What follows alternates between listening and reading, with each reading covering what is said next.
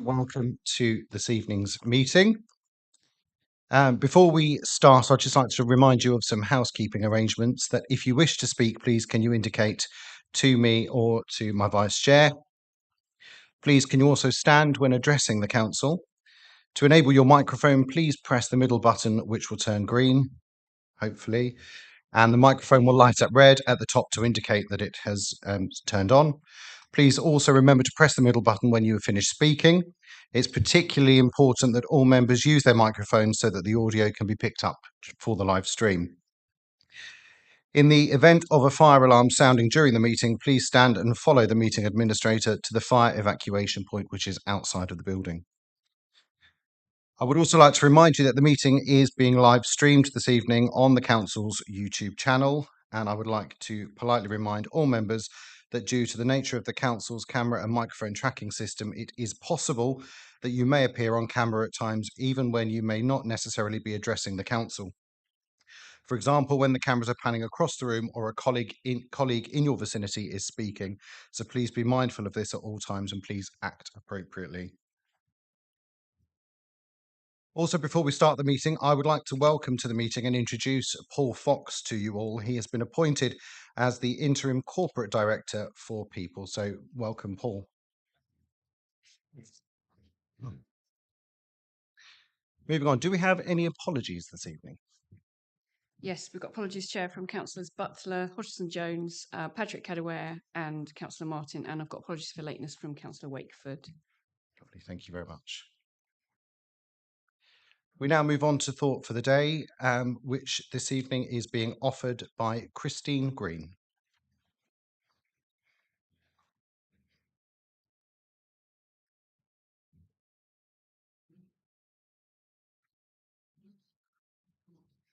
Good evening. I'm a Quaker. For many people, hearing the word Quaker brings to mind the idea of silence and stillness. Silence is not only a lack of noise outside, but a dimming of the usual noise inside us too. What does this mean in practice? Cultivating an inner stillness, a quality of attentiveness, seeking an awareness of the divine, or however we imagine the source of our life, strength, and inspiration. A time of silence can be a time to listen to what everyday activity drowns out, buries, or denies. This may involve a reconnection with ourselves, with issues or attitudes being raised up for renewed consideration, sometimes in a surprising way, sometimes uncomfortably, or simply a space to fully rest and restore our perspective and balance. Council meetings are not known for their silence, but perhaps all the noise we make should have its origins in a time of silent preparation.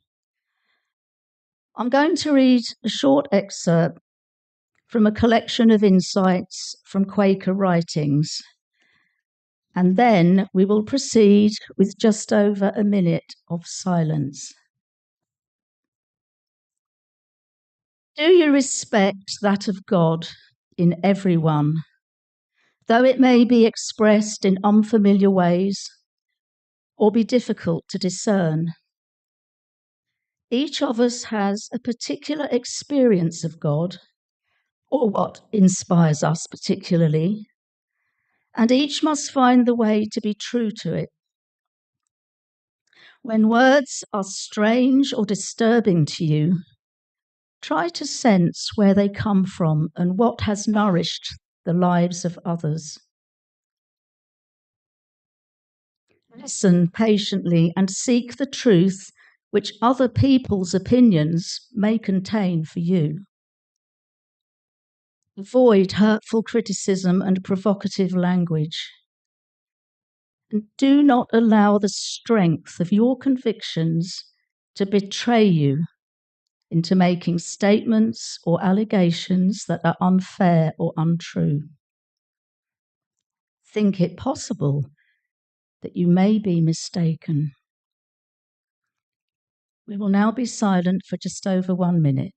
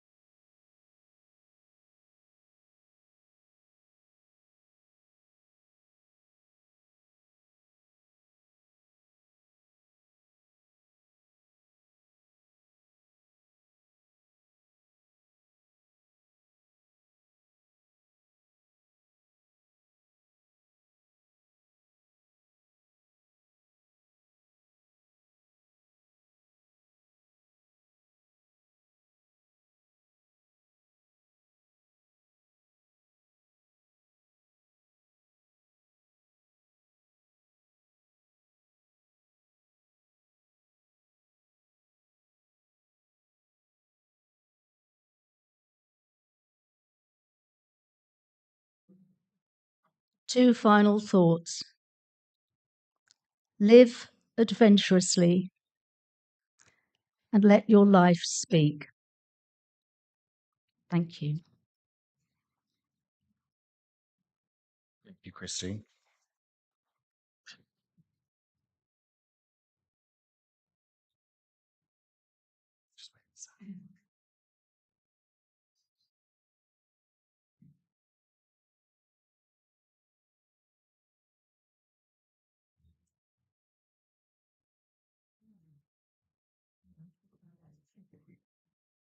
Item 2 on your agenda is the minutes. Is everyone in agreement for me to sign the minutes of the meeting held on the 15th of December as a correct record?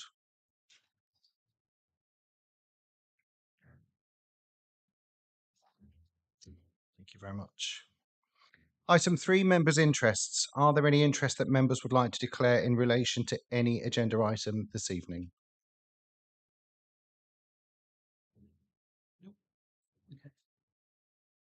Item number 4, Chair and Vice Chair's engagements and announcements. Before I turn to my engagements, I would just like to take this opportunity to enable members to pay their respects to former Councillor Paul Ursel, who passed away last week. Paul served 9 years as a district councillor representing the St Neots Amesbury ward from 2003 to 2004, and again from 2007 until 2015. During which time he served as a member of the Development Control Panel for 7 years and held the position of Vice Chairman. He also served briefly on the Council's Employment, Standards Committees and Overview and Scrutiny panels. I would like to ask members to please pay their respects by offering a moment's silence.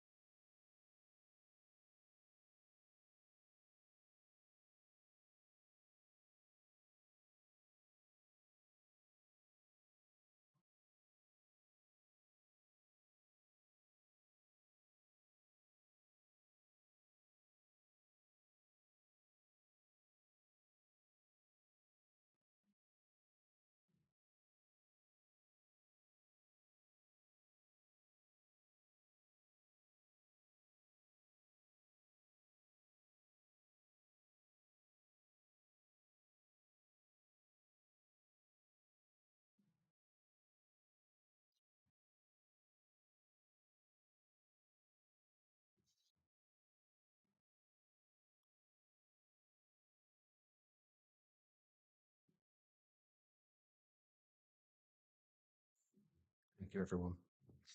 We will now hear some short tributes, first of all from Councillor Doug Dew. Thank you very much, Chair. I'd like to pay tribute to Paul as a member who served with him for a number of years. He was a pleasure to work with, and I served him all the time. He was on the development control panel. He was a very experienced member who was committed to the work that he did here, and also to the work he did for his constituents in St Neots. And I remember him well, and he was a good councillor. So sadly missed, I'm sure, by his family. Thank you very much. And Councillor Ferguson. Thank you, Chair. I want to say a few words in tribute to Paul from the people of St Neots. So if you ever met Paul or exchanged messages with him on social media, it wouldn't take very long before he reminded you that he used to be Mayor of St Neots. In fact, his profile picture on Facebook for many years was him in his chain, and it's difficult for me to imagine him without that chain on. It's fair to say that Paul spent a fair amount of time in his post-political career on social media, so much so on the post that his family made in tribute to him on social media announcing his sad death, said that Paul was a former Mayor of St Neots who spent too much time arguing with strangers on social media. Now, Chair, I'd hate to be one of those guys. So Paul and I had a lot in common. We crossed swords many times. We came from very different political backgrounds. Paul was a staunch and loyal Conservative, and we disagreed about many political things, but also we agreed about many things. And during my 2 years as Mayor of St Neots, Paul was a great supporter of mine and offered me lots of help. He was a great servant to St Neots, to Huntingdonshire, and a good friend to me, and he will be greatly missed by our whole community. Thank you. And Councillor Jennings. Thank you, Chair. It's quite sad to be standing up so soon after the passing of Andrew Hansard and Eric Giles to mourn the loss of another recent giant on the St Neots political scene in our former colleague Paul Ursel. Chair, you said he was elected as councillor for the Amesbury ward in 2003, 2007, 2011. It was that 2011 campaign where I first got to know him, as we were both elected to both this council and St Neots Town Council that year. And he, like Andrew and David, had served as Mayor of St Neots, and I'm afraid Councillor Ferguson has stolen my thunder about his Facebook profile picture. But one other thing, he was also the chairman of the former St Neots Swimming Pool Trust, and sadly never got to see that facility reopen. He was never afraid to put his opinion across, either online or in person. He was a great person to be down the pub with, and he'll be sorely missed from this side too. And our group would like to send our condolences to his family. Thank you very much. Some really lovely tributes. Turning to my engagements, which are listed on page 19 of your agenda.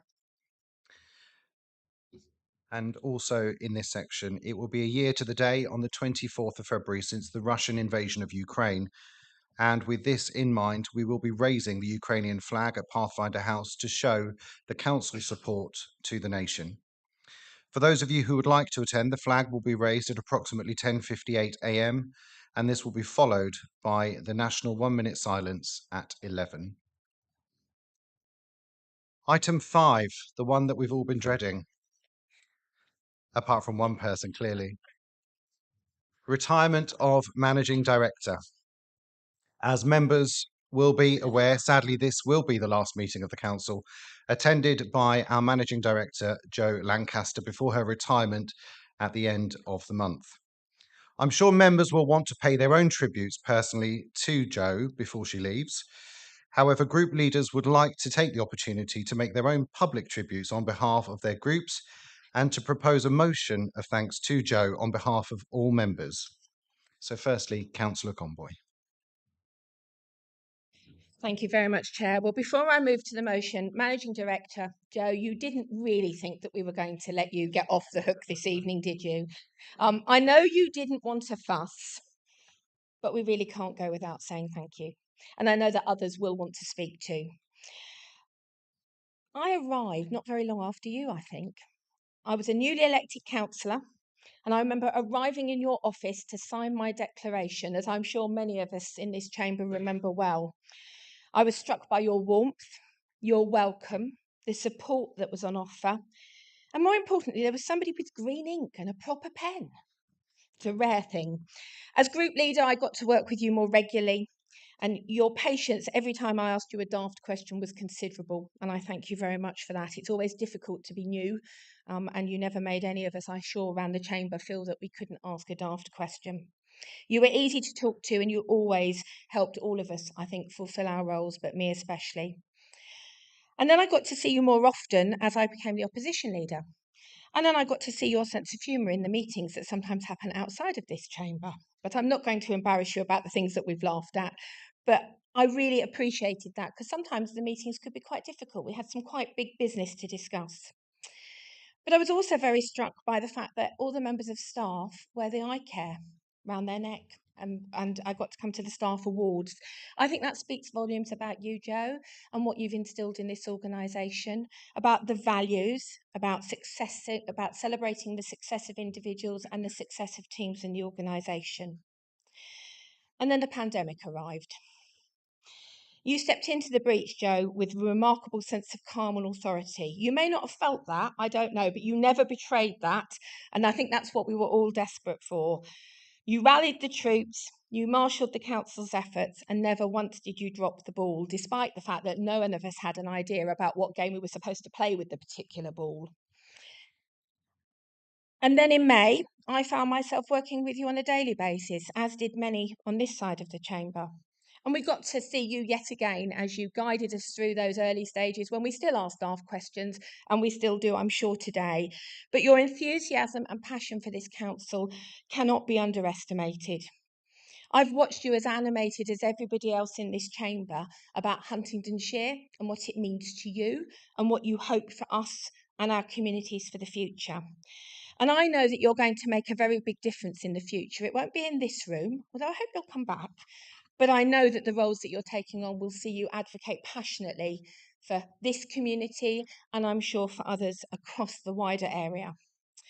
But I really hope that you will find enough time to travel, enough time to lunch. You could be a lady who lunches, and to have some time at your allotment. That's if one of my former colleagues doesn't spend all the time telling you about local casework.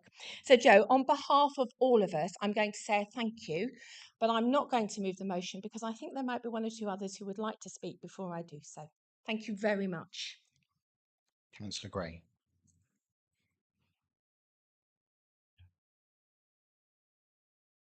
Am I still on? Sorry. There we go. Thank you. Well, I am privileged, Joe, to be able to claim proudly this evening, I think, that I've spent more time with you in Cabinet than any other councillor. And it's been such a pleasure. And I'm not going to repeat everything that Sarah is going to say, but say a few things from my perspective and from the time that we've worked together. And I would echo the words as saying that, you know, you have been a superb public servant. Huntingdonshire has been very lucky to have you, and this council has been very lucky to have been led by you. I think, personally speaking, perhaps some of our shared values, to greater or lesser degree of pragmatism, action, delivery, have helped our personal relationship run along very well over the years. Sarah's referenced already the work that you did in the pandemic, you know, leading it forward. But wherever there was a crisis, you were rolling your sleeves up and getting involved. I'm thinking flooding on Christmas Eve a couple of years ago. And nothing fazed you. You kind of got on with it and knew what needed to be done. And I think you had a very sure, and I know I'm going to say political with a small p touch about you, which I think all managing directors, successful managing directors, need to have a delicate way of stalling slightly crazy political ideas, delicate way of stalling slightly crazy political colleagues. You were very well connected into the county council, and of course been very involved, shall we say, with the CPCA as that has emerged over recent years, and probably no one knows its genesis and history better than yourself in Cambridgeshire. I think you've taken a lot of tough decisions in your time here. I personally have lost track of the number of corporate senior manager restructures that we've been through, but there are a number of them. And I think what Sarah said about how the staff view you is absolutely true, because even in the midst of those difficult decisions, your guiding star has been what's best for this organisation, what's best for people, and what's best for Huntingdonshire. And you can't ask for more than that. When you arrived, we were in the midst of a budget challenge, a particularly big budget challenge at the time. And I think you burst facing the future for us. And that was one of the first things that Joe came in with. And a lot of very positive. I mean, you just have to go through, if you've got idle hours at your disposal, to go through the budget history of Huntingdonshire, and you'll see the work that Joe did in the middle of the last decade. And really the commercial investment strategy and a whole load of things that Councillor Mickelberg will be talking about fairly shortly. You know, a lot of them have their legacy rooted in some of Joe's ideas and beliefs. So I think, given when you arrived, that it's most appropriate that you're handing over an organisation that it's not without its challenges, let's be real about that, but it's clear about those challenges. It's got its finances in order, it has political stability, and it has mature discourse. And I think you, Joe, have a lot to a lot of that is because of you and because of how you have led this authority and guided all of us as we've done that. So I wish you, and my group wishes you personally, sort of happiness, health for the future. I've lost track of what retirement is these days, but it's the start of something new, and we wish you all the very best for the future. Thank you. Councillor Sanderson.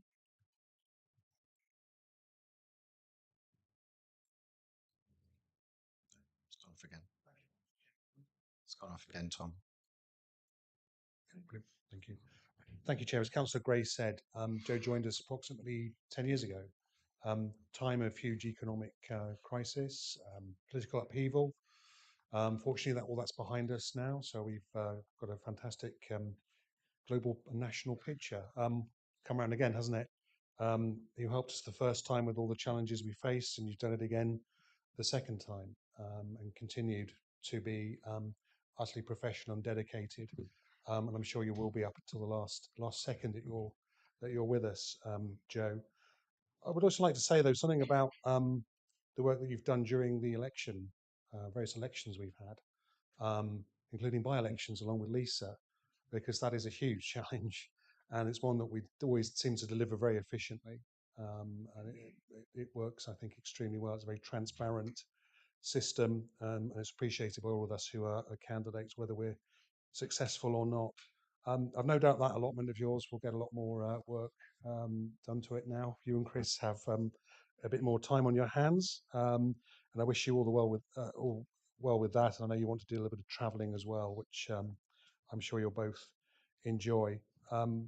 Councillor Gray talked about some crazy political ideas. When I sat in his seat, I can assure him there were no crazy political ideas at all. Everything worked smoothly from the opposition back then. Yes, we had some interesting moments. I think some interesting meetings, but I think we got through them, and they worked very well. And I think we can see, as we do tonight, just how good thorough our debates are, and that is in large part to yourself. Councillor Conboy mentioned lunch, so I'm certainly up for that any time that you feel necessary to come back to Pathfinder House and Huntingdon and join in. It shouldn't just be reserved for ladies, but I won't keep you any longer. But just by saying, wish you well. We'll obviously be seeing you before your official leave date next week, and I hope you'll come and keep visiting us when time allows. Thank you. Councillor Corley. Thank you, Chair. Do you know, I had the privilege, and I'm looking around this chamber, I think I'm the last man. I had the privilege of chairing the selection panel that interviewed you, so I feel partially responsible because the rest have all gone. But, you know, I was, as I said, I chaired that panel all those years ago when Joe applied to be the managing director. Now, I wouldn't say we knew from the moment she walked in the door that she was the woman for us, but very quickly in that interview, we suddenly realised this was the woman for us.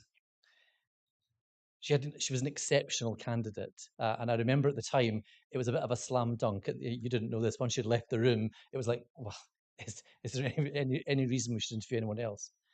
from the way you presented yourself, from the way you handled the questions and some of the panelists, because there were some tricky panelists back then, it was clear that we'd found our chief executive, one who'd be able to take us on to the next stage of our journey, which others have mentioned.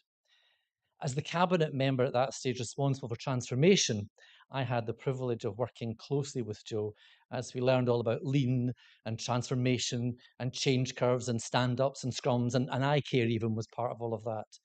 But you know, through all of that time, as we worked through that, Jo's professionalism, her knowledge and her experience, and her skill at handling people, especially politicians with their foibles, but also the staff, was all evident. And it became very apparent very quickly we'd made a great choice in Jo. Coupled with this, I also got to see that warm and caring side. And as Sarah's already said, that wry sense of humour that used to come out. We had many a laugh on a Friday morning meeting over some of the nonsense that was flying around. But you were always very alive to other people's feelings and always had a kind word and an encouraging word. And personally, I experienced this when, as a councillor in 2018, I was not returned to this chamber. And it was Jo and many others who sent me warm messages of commiseration, but also encouragement. And we met up for coffee and lunch occasionally. And I really appreciated that at the time. It kept me just connected, and I felt much more a friendship than just that professional relationship we had. It would be an understatement to say that without Jo at the helm over the years that she's been with us, that this would be a very different place today. It wouldn't be that understatement, sorry, that it would be but it wouldn't necessarily be a better place without Jo. So as you head off into the next phase of life, let's not call it retirement because it doesn't always work for some of us.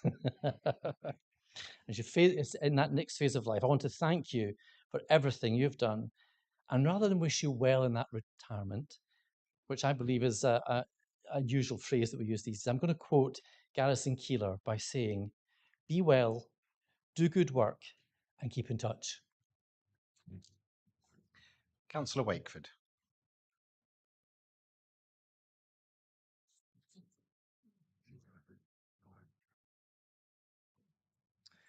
Thank you.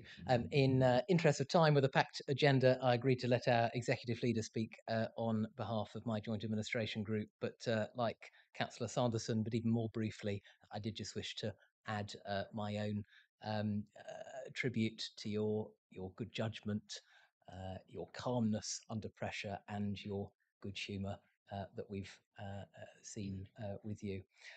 As you're well aware, in my day job from time to time, I organise pickets, especially, unfortunately, at the moment. We did give serious thought to the merits of organising a reverse picket outside this council chamber at the end of the meeting tonight. The deciding factor, incidentally, was our confidence in the hands that you're leaving us in, but it was a very close call. So thank you, Jo, for everything. You will be missed. Councillor West. Thank you very much indeed, Chairman. Chairman, I'm sure you have already experienced it in your role, and also your Vice Chairman, the tremendous help and support that you received from the Managing Director. The Managing Director, I really did need and reappreciated that support. Thank you for that. Chairman, I'm sure there's many former leaders, if they were here tonight, and former Chairman and Vice Chairman, would be saying the same thing as we're saying tonight. I do not think we'll realise the real value of the Managing Director until she's been gone for a little while. Because when you think about, I go back, and I'm old enough now to go back quite a long time. But when you go back, you look back, you realise the difficult times that we've experienced, the challenges you've had, Jo, and Councillor Corley touched on it when you talked about transformation. I weren't certain what that meant, but I tried to make out I did. Then you talk about lean, and so forth. And then iCare, values, which I remembered all 5, which I was quite proud of. Managing Director, I honestly don't know where your political persuasions are, and I think that's your greatest, I think that's the greatest gift that you've given us, is the fact that we feel that you support us. But above all, I do know one thing, that the residents of Great Paxton and the residents of this district owe you a great deal. Thank you for steering us through some extremely difficult times. And may I finish by saying, Chairman, I do think it was very kind of the Managing Director to always reply to my emails and read and reply to them, I think it was very kind, because sometimes I think I'd have pressed the delete button. And finally, Councillor Niche.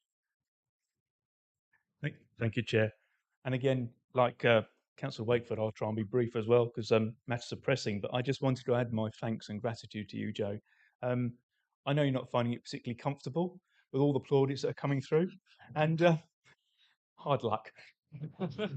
But I will say it was a sincere pleasure that very few have had the privilege, like I did, of working very close to you and seeing your work ethic, which, as Councillor Conboy suggested, did go slightly into overdrive during those dark pandemic days. And of course, we almost thought we got out of it, and then somebody decided it was going to rain a lot, didn't it? Having worked in the military and the fire service, I've had many different leaders. And I have to say, Joe, as a leader, I would say you're one of the best. You're selfless, honest, humble, and have an abundance of integrity, which I think we can all understand where that's coming from. But most of all, you wanted the best for Huntingdonshire residents, and you made such a positive difference in that. I also want to remind the rest of the council, in case you had forgotten, that Joe is not just the managing director of Huntingdon District Council for nearly 10 years, but also an award-winning planner. Having been awarded the Planner's Woman of Influence in 2022, which almost got lost in the ether. You never let me forget your planning backgrounds. Anyway, I, as everyone here, has worked for you, Joe, whether they be elected, whether they be employed by you in the council, and those beyond will really miss you, and I hope you have all the best in the future. Right then. Could we just have 30 seconds?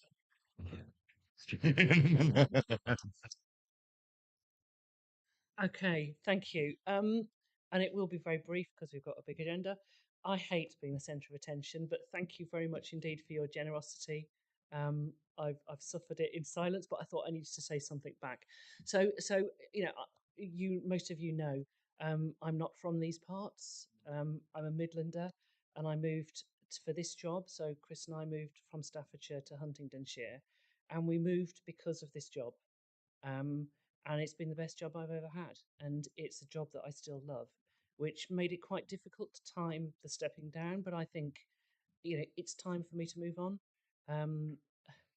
Councillor Corley, you won't be surprised to know that I already have some commitments in the voluntary sector, various trustee roles that are lined up. But I've made two promises to my colleagues. And the first one is that I won't come back as a councillor. And the second one is that even though I am a council tax paying member of Huntingdonshire Public now, I will not use the first evening of my retirement to watch Overview and Scrutiny on Wednesday. But I would like to say thank you to all councillors current and historic, and particularly to the group leaders and members of the various cabinets that I've worked with closely. I've never felt so well supported. This was my first job as a chief executive.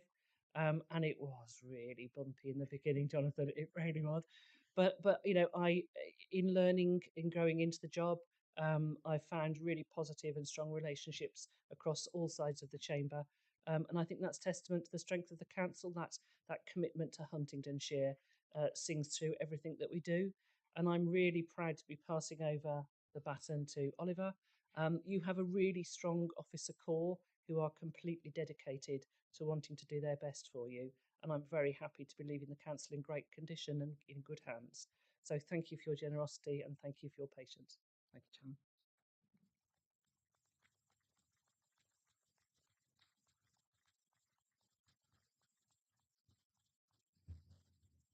So I've been given the nod to present the motion. So this council places on records its sincere thanks and appreciation to Joanne Lancaster for the dedicated manner in which she has served as Managing Director for Huntingdonshire for the years 2013 to 2023. And as a mark of something to keep with you, Joe, I better stand next to the microphone. I'm going to present a scroll so that actually you have something to take home, put on your mantelpiece, and every so often to remind yourself of all those years of service. This is on behalf of all of us.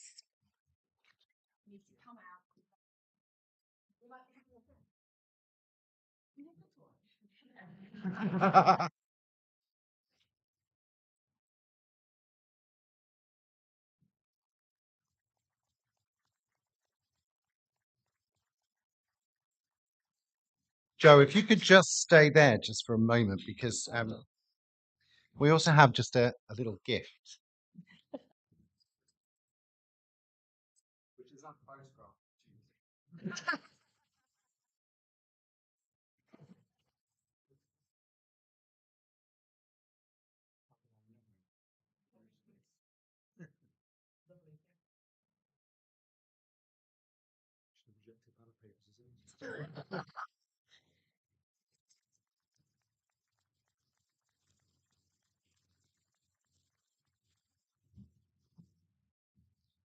You'll be pleased to know we're moving on now.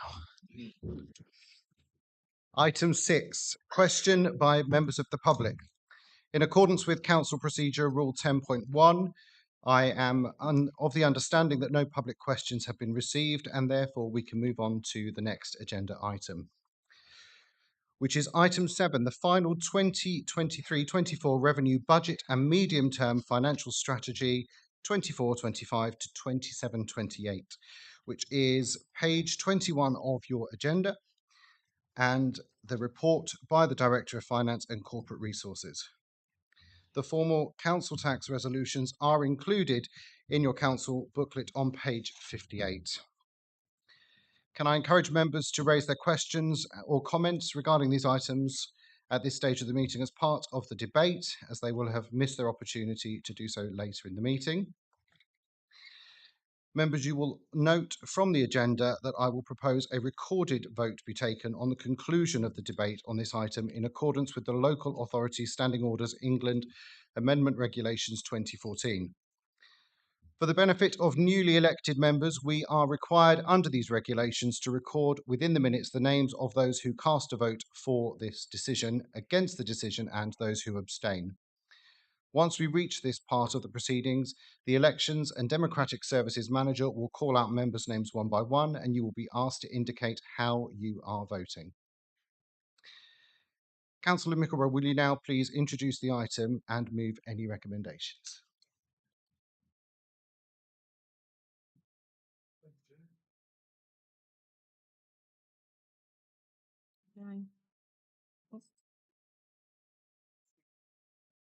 Chair. Good evening, everyone. It doesn't really feel fair to present the budget after a celebration like that. But there we go. That's the way the agenda runs for me. So there's a lot to cover this evening. I'm going to go in the order of the Treasury management documents, the annual minimum revenue provision statement, the fees and charges schedule, the council tax resolution, and then the 23-24 budget and MTFS. Next slide, please. So, the Treasury management strategy. This is a simple summary of the current economic situation. It shows our borrowing and investing strategy and our lead indicators. Very little has changed in this document compared to last year. Most of the content is structured by government regulation. If you go back a few years, a new constraint we now face is around borrowing to invest for yield, which I will come back to when I discuss the MTFS. The capital strategy. This document frames how we manage capital, particularly our borrowing for the time ahead. Borrowing is not expected to grow significantly in the year ahead, so there isn't much added to the list, as budget and resource-wise, the attention is on market towns where the finance is mostly in place.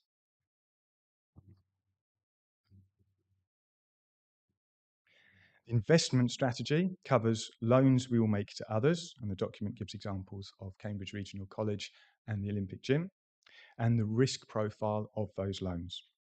It shows our share and cash investment strategy, and it mentions our commercial investment strategy, particularly the property portfolio and our risk statements around it. The Flexible use of capital receipt strategy is a required statement that says almost nothing because we don't do this.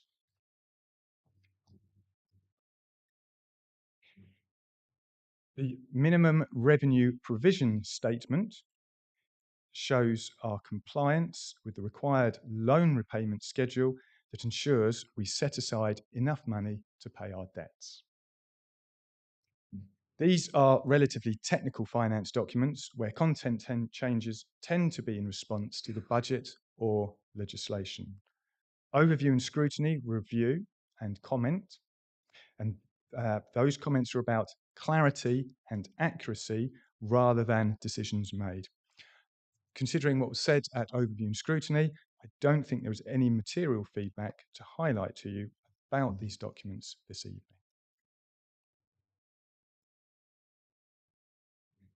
So the fees and charges schedule is a 42-page long document, and you may browse at your leisure.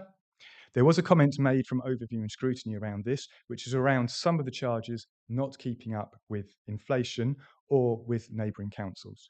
So elements of fees and charges will be reviewed through 23-24, and this process has started. It will necessarily include considerations for service transformation. Transformation is a word that I've heard quite a lot this evening already, but I will cover that again in a little bit more detail later on. The council tax resolution. This document has a lot of technical information, but within this is the key element of the increase in Huntingdonshire District Council tax of 3.31% or £5 a year for the next budget year. Now, talking about inflation-linked increases or real-time increases can make Thomas Carlyle's observation that economics is the dismal science seem very accurate. But I'm going to do so anyway, because as we look at the numbers that are put in front of us, the increase this year is, in real terms, the lowest since 2014. And I say that because council tax is increasing by 3.31%. CPI inflation was at an average last year of 9.1%. So in real terms, council tax is running behind inflation at 5.79%. The closest we've come to that recently was in 2014-15, where it ran 2.6% behind. So the next slide, please. So, technical documents out of the way, budget. So for those who are new to the process, and there's quite a lot of us in this chamber, but what is the difference between the budget and the medium-term financial strategy, or MTFS? So they appear to be the same document, but actually they could be viewed separately quite easily. So I think an aeroplane analogy is the most helpful with this. So if you think about the MTFS, in 5 years' time, it's like sitting at 30,000 feet in an airplane. So you look out the window, you look down at the ground, and you can see things, but actually it's quite difficult to tell the difference between a road or a railway line or a river. So high-level details. You know that the ground's down there, but actually you're not too worried about it at the moment. When you move to 2 years away in the MTFS, maybe you're down at 10,000 feet. So you can tell the difference between the road and the river, but actually you can't tell if it's a car or a van.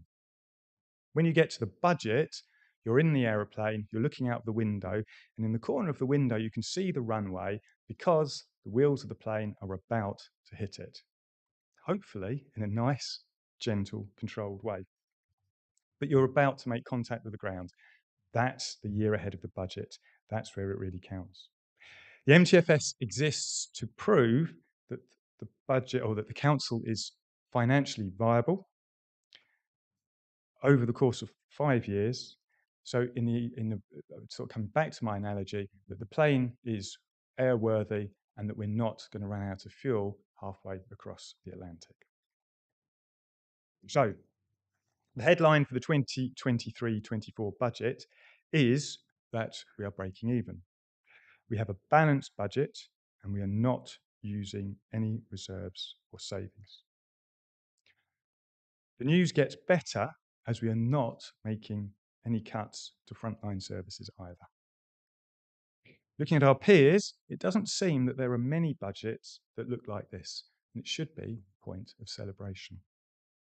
How have we got here? I'd like to think it's because the portfolio holder is a financial genius. But I can't say that. It would be stretching the truth quite considerably. So, in reality, we are in this position for a few reasons. Key one is that we've recruited an excellent new Section 151 officer in Karen, whose arrival at about the same time as the joint administration has galvanised a very capable team. And that has meant that everything is being looked at from a different perspective and with little corporate memory. This has swept away items that maybe have just sort of been placed in some sort of backlog or wish list, which in turn has then reduced the demand on parts of the MRP requirement. And the team have also adjusted very quickly to a changing treasury position. But we are also in this position because we've got a bit lucky. Lucky seems a strange observation when we have hit a second once-in-a-lifetime event in 3 years. So we've seen higher inflation in 1 year than the compounded total over the previous 7. And with certain costs like energy going well beyond that headline inflation figure. So let me talk through this.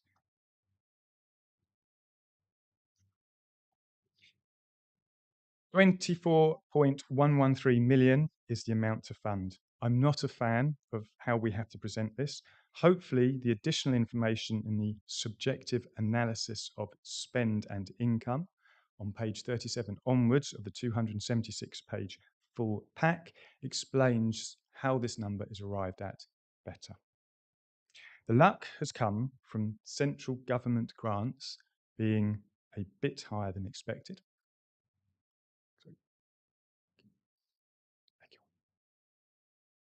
The 3% funding guarantee has increased budget requirement income by just over £1 million.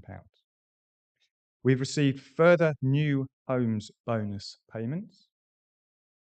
Simplistically, as other councils did not hit their targets, which has left money in a pot which would be distributed to us. It's not the £2 million of the past, but it's 1.2 million that I'm not going to turn down. Because central governments have increased business rates but haven't made the NNDR rebaselining changes, we've also found that we are retaining more of this money than expected. Also, with higher inflation has also come higher interest rates. So over the last budget year, the average interest rate you receive has risen from 0.08% to 1.76%, which on our average bank balance will generate about an additional £950,000. Interest rates have risen since our Q3 report and may well rise again, which will benefit the budget outturn and the year ahead. Because of the protocol, this is shown as a reduction in expenditure, not a line on the budget requirement section. So, if we've got a bit lucky, what next? While central government disorganisation has helped us a bit this time, it is actually a major hindrance. We received the grant numbers only for the year ahead when we've been promised 2 years ahead. And we received them just 3 days before Christmas. This left 3 weeks to prep for overview and scrutiny and to rework the impacts on a 5-year forward plan, and is the opposite of strategic thinking. People can struggle to conceptualise the budget and the importance of being able to plan ahead, but I'm sure those of you in the room who have been through this process previously would recognise the similarity between running council finances with such uncertainty and a household budget where you find you've run out of money a week before payday. If that happens, how do you plug the gap? Do you go without something? Do you borrow money from yourself from next month? What do you do to catch up? If the washing machine breaks down after you've borrowed money from yourself from next month. How do you solve that? It is a cycle that you can get trapped in, but it means that a small but unexpected expenditure can become a crisis. How do we break that cycle? How do we allow ourselves the money to deliver not just strong day-to-day services, but also the important quality of life changes that our residents have told us are important when we don't know what next year's grant will look like? Let me illustrate this with the next slide. This is the MTFS. The column in grey is the 23-24 budget. In the first year of the new MTFS, we have taken the assumption that things will stay very much as they are this year. This is based on the indications received from central government. We know that there has to be a general election by January 2025. What will this mean for the 25-26 funding support? The prudent option is to assume what was originally expected, that the delayed fair funding programme, originally postponed by COVID, will see all of the previous grants go. This programme is to our disadvantage because it favours counties and metropolitan councils and is the reason for the big, red and very empty box with the number 1 next to it. We know that the NNDR rebaselining linked to fair funding will take place at some point, but no earlier than 2 years' time. This is box number 2, and in the MTFS we've assumed a damping adjustment will be implemented. While the data from Pixel, who are a finance specialist house who provide information to councils and is used by almost every council, there is jeopardy in these numbers. We could see a worst case scenario where these numbers are out by £8 million. That sounds scary. We need to keep it in mind when we think about what we're planning for the future. But if it does happen, if Pixel are that far out, then there'll be councils up and down the country in extreme difficulty. Box 3 shows the MTFS schedule for council tax increases for the next 5 years. We have been prudent with many of the indicators and remain so with this. It is not welcome to keep the maximum increase in, but it is prudent. The first time I stood here, I talked about Pharaoh's dreams and Joseph and how they foretold a period of plenty followed by famine. I hope you agree, as you look at the MTFS we have here, we've got a couple of years of leeway. And while there remain a lot of challenges, particularly around the impact of inflation and resulting higher prices, we need to grasp the opportunity that has arisen to break the cycle and to plan to make the longer term more sustainable. We must move to a place where we have sufficient income over the long term to ride out the ebbs and flows and not be at the mercy of government grants. It appears that the previous commercial property investment strategy was an attempt to move in this direction. However, the option has been taken off the table a couple of years ago when central government removed the option to use Public Works Board loans to fund purchases on the basis of yield. The implosion of Thurrock and Croydon and Slough probably demonstrated this to be a sound decision. But basic economic principles have changed and made this unappealing in the short term. Borrowing at 4% to achieve 7% when a deposit account gives you 3% with almost zero risk does make it a little bit difficult to justify. However, in the budget for the year ahead is an allocation for a commercial investment review and a pot of money for service transformation projects. The former is to review options and will report findings and recommendations through to overview and scrutiny. The latter is money to invest for both improvement but also new opportunities.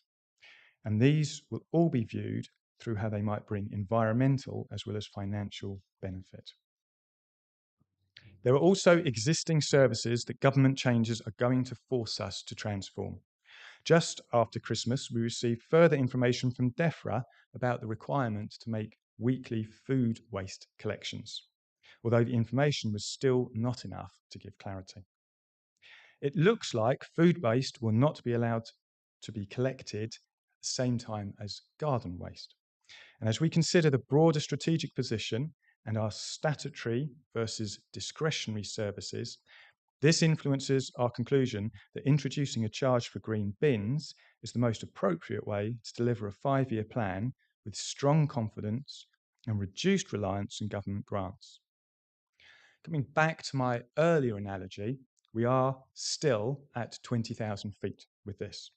We don't have the details and have made some very broad assumptions, with the expenditure budget reduction in leisure, waste and street scene tying to this expected change. Take the next slide, please.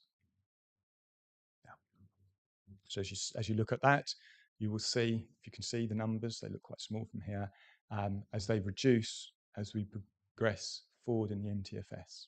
You will also see that in the budget year, the allocation to finance rises and then falls again, which is that pot for service transformation projects.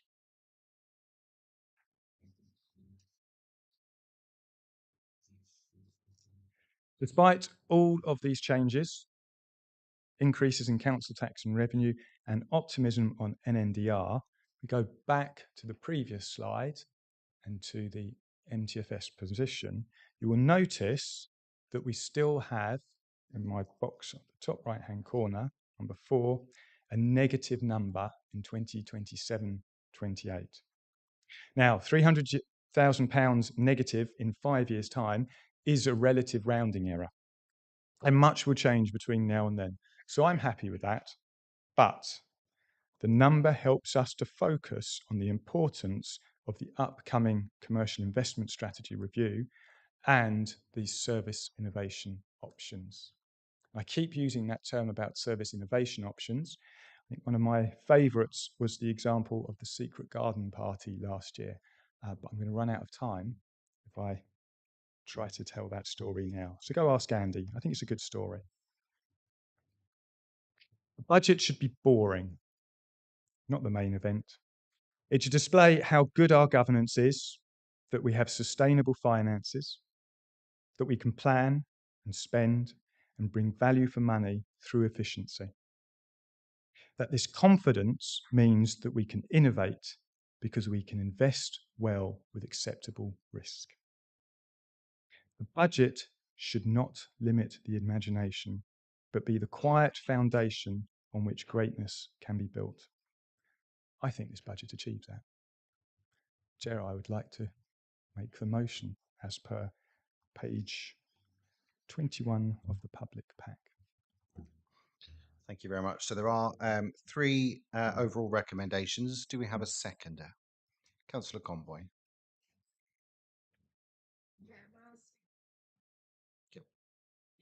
May I speak, please, as part of seconding it? When we formed this administration in May, we faced an impossible task of a deficit in year 1 and a deficit over the lifetime of the MTFS. You've heard from Councillor Mickleborough how that's been addressed, and you've seen the report from the 151 officer expressing their confidence in what is being proposed. Councillor Mickleborough, you said very clearly that the budget is an enabler. It should be boring. It should deliver the things that this council is committed to delivering. And we have already discussed those in the budget principles which this council voted for. And I'll remind you that that was about delivering frontline services to our residents, our businesses and communities, the things that people rely on. To do that is 80% of our resources, and so therefore we have to spend that really wisely. And with the demand for services increasing, the resource pot has got to keep pace, and that's an incredible challenge for us. So I'm particularly taken by your comments around transformation, and I know that you personally are quite passionate about how technology is changing and how we might harness some of that to do the same services better, more efficiently, differently maybe. We continue to recognise that we play a key role in helping those in crisis when people need us most, but we want to do better and get in earlier, quicker, and actually stop more people getting to crisis point wherever possible. And we said that we wanted to work in partnership with others. That's about working with health, with other partners to actually deliver those outcomes jointly, because we're all trying to do the same thing with public money, but together we might do more, better, more efficiently. And I think if my calculations are right, that leaves 20% for everything else that we want to achieve, which is a tall order, but I think is doable based on the budget that you've put before us. We've got a place strategy that's hugely ambitious and articulates what residents say is important to them. We've got a local plan that is there to help us deliver a number of those priorities. And later tonight, I'm very much looking forward to the proposition that we might adopt a climate strategy, which again takes us forward and meets residents' needs. So I think you've very carefully put a budget before us that underpins the council's strategic objectives and yet still protects those frontline services. I don't think in May we thought we would be looking at a budget like that. Thank you for presenting one tonight. On that basis, I commend this budget to council. Thank you. Councillor Gray, would you like to respond?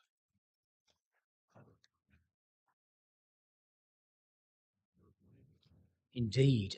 Thank you very much, Chair. Much appreciated. And Councillor Mickelberg, you did an excellent job there. You are only third councillor in more than 2 decades to deliver a budget. I know they're boring, but they are rather important.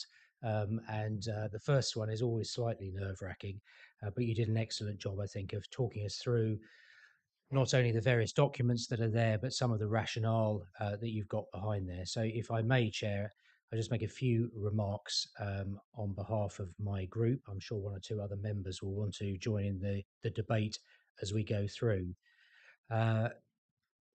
So I'm pleased to, I would like to start really by echoing the comment that you delivered towards the end, which was the exceptional performance, I think, of the 151 officer, Mrs. Karen Sutton, and how quickly she has sort of found her feet. You know, for those of us who don't have very much to do with the day-to-day finances, when she appears before us at scrutiny panels and various other places, she sort of radiates calm and order, and that's exactly what you want in a Section 151 officer. And of course, her team, Sharon, Oliver, and the others that support in the background, I know that she will want to give them credit as well. And I'm pleased to see that within the narrative of the budget, there's considerable continuity. And I take that as a compliment. The approach to reserves, the community, the commercial investment strategy, the continuity of it, but the need for review. And we certainly, it's acknowledged within the report that that was going to be happening anyway. And we would be delighted to contribute to that as it goes through. There's a very helpful table at 1.2.2 which shows that council taxes has indeed grown over time, and it's certainly not a new concept. And I'm certainly not one of those people who believes that council tax should never grow and never move forward. But Councillor Wakeford and I had some very interesting discussions over time about trying to make sure that it kept pace with earnings and pensions and didn't outpace that. So I think the council has, over a period of time, and you've set out this evening your rationale around the fact that this year's proposed increase is actually in real terms one of the lowest for a number of years. And I think that's, again, we can support that. So as I've said on, I think, more than one occasion, I've seen quite a few budgets go through this council. I think this is number 19 for me. And I can say that it is, and I can say this, really can say this, is the most remarkable budget that I have ever seen. And I would be surprised if there's anybody else in the room that can point to a more remarkable one that they've been involved in. And for new members coming in, you know, we're sort of bandying these words around as if they're kind of, you know, yeah, it's just that old councillors sort of batting on about this, that, and the other. But it really is remarkable, and as you've pointed out, remarkable in a good way. And you've used the word lucky. Sometimes it's better to be lucky than good, but I think we're good and lucky here.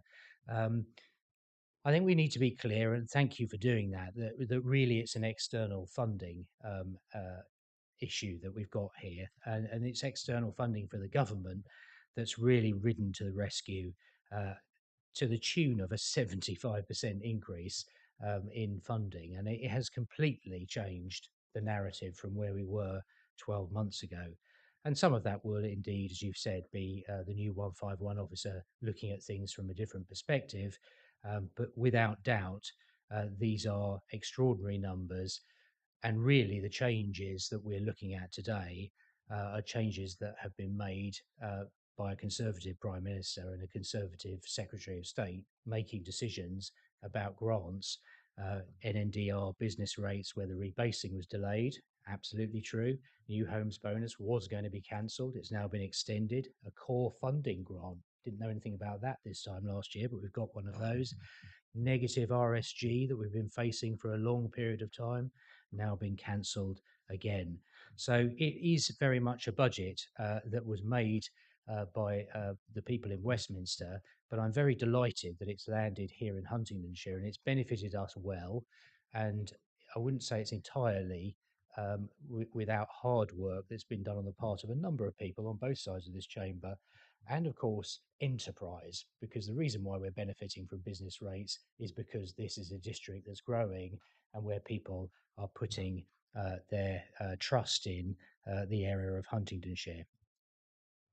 Now, the present executive leader made some slightly unkind comments to me last year about my budget and my MTFS, and I think she accused me of not fixing the roof while the sun was shining. I had to remind her that the sun hadn't actually shone on local government finance since Gordon Brown and Tony Blair came into office and began raiding revenue grants and suppressing council tax in the late 1990s. But I also reminded her that I'd lived with, and you're now having this great joy, Brett, various degrees of having to contemplate the use of reserves. And we touched on that final box where there's a little dip in the back end of the MTFS. And that happened really for the 11 years that I was doing it. Every single year, Joe's first year with us looked very much like what we saw last year. And I think I said to you at the time, Councillor Conboy, that clearly what we were presenting was not a sustainable position, but that my experience indicated that there would have to be a shift in central government thinking, and that many other councils were in worse positions than we were. And I didn't quite use the term something would turn up, but something would turn up. And lo and behold, how right I was. Here we are a year later. But before we get too carried away, I think you've been right to point out that there are a few difficulties and dangers in the proposal. There's a very good goal that you've set out of self-sufficiency, you know, wanting to generate our own money, be masters of and mistresses of our own destiny, not reliant on waiting for that December announcement to come out and seeing what happens. And in reality, we are becoming more reliant in cash terms in the short term on what central government does. And you have pointed out, I will re-point out that whilst the government has ridden to our rescue this year round, this council particularly suffered badly under a Labour administration. A Labour administration may be coming in our direction, so that position could change in the future. I think the second area of danger is that our net spending is rising. It's risen sharply. You know that. It was sitting at about £17 million for a number of years. It's risen now to 24.1%, 24.1 million. That's a 12% increase in a year. It's a third higher than we thought it would be just a few years ago. So I think we all acknowledge that that's taken place. And the MTFS projects it will fall back to 21 million. Now, you didn't touch on the scrutiny panel debate, but in the scrutiny panel debate, we did talk about the MTFS and some concerns that I had, and I know a number of my colleagues had, about one of the two, some areas of it that may not be quite so robust. So, for example, on page 11, where there's a very nice table 7, where there's a good analysis of spend and income, we're saying that employee salaries in this council are going to rise over the next 5 years by 0.95% per year. Now, between the actual of 21 and the budget of 23, they rose by 5.24% in a year. So my immediate question is, are we not increasing people's pay, or are we cutting staff? I don't think there's any staff to cut, and I see an ambitious agenda being put forward over here, which would suggest more staff to come through. So I think there's some question marks that I would have there around whether the net budget will be driven down to that level, and whether or not the MTFS will be delivered in that way. I'm going to call it what it is, which is your green bin tax. I've been fighting that, and Jo knows this. She came in riding in with that on not quite day one, but it was certainly year 1 or 2. And I've spent 8 years fighting for it because I think it's a valued service that, frankly, people have always, in my area, the people I've represented, have said that they value it. It encourages recycling, stops miles, stops people faffing about at the dump trying to get rid of all of their rubbish on a Saturday afternoon. You rightly point out we're a couple of years out. I would have liked this to have come through the scrutiny process. I think there's a lot of aspects of this that need to be debated. It is not straightforward that you can put a number in there and say, yes, that's exactly what we're going to raise from charging for second green bins, because there's a lot of unintended consequences that come through there. Some of you, I won't look anywhere, thought that free parking might be a good idea. There's lots of money there, so I was expecting to see that being in the new budget, but it hasn't materialised, which I personally think is probably the right decision. And then the final challenge that I see in the MTFS is really your new corporate plan. So we await it. We're looking forward to it. We know that you're excited about your new corporate plan. But what my experience of corporate plans with new administrations is that means activity, it means new things, it means stuff that we need to do, that we need to spend money on. And I think one of the dangers, Councillor Mickelberg, you will be having to control through the Star Chamber or whatever it is that you want to do as the Chief Secretary to the Treasury or the Chancellor of Huntingdonshire, control some very ambitious ideas around place, around the green agenda, around a number of other things where everybody's got a good idea that they would like to see implemented. And there's nothing wrong with that, but there's a finite pot of money at the end of the day. So in conclusion, I'm very delighted to hear, Chair. I'm very happy that many of the sound principles that I and my Conservative colleagues over a number of years worked really hard to establish in this authority have not just been junked, thrown out and discredited. I'm delighted, and I really am, for the people of Huntingdonshire, because that's what I really care about here. That millions of extra pounds have ended up and been made available because of direct decisions that have been made by, yes, Conservative government in Westminster that has put money into this district. The 23-24 budget, just about to land on the runway, I would describe as sound. It's supportable. The Treasury management strategy, again, nothing wrong with that, sound and supportable. But I think your MTFS strategy contains what I would say is an unnecessary green bin tax. I deeply oppose that. I do have doubts about the deliverability of a reduction of net spending. And as I said, there is yet more to be unveiled going forward. So, Mr. Chair, thank you very much indeed. And again, thank you, Councillor Mickelberg, for an excellent presentation. Thank you very much. We are going to move to a debate. As we do that, I will just make some points that speeches are going to be limited to 5 minutes, just so that we can allow everybody an opportunity that wants to contribute so that they can. A member who has spoken on a motion may not speak again whilst it is the subject of debate, except in certain circumstances. And the mover of the motion has a right to reply at the end of the debate on the motion immediately before we put it to vote. Do we have anybody that would like to comment?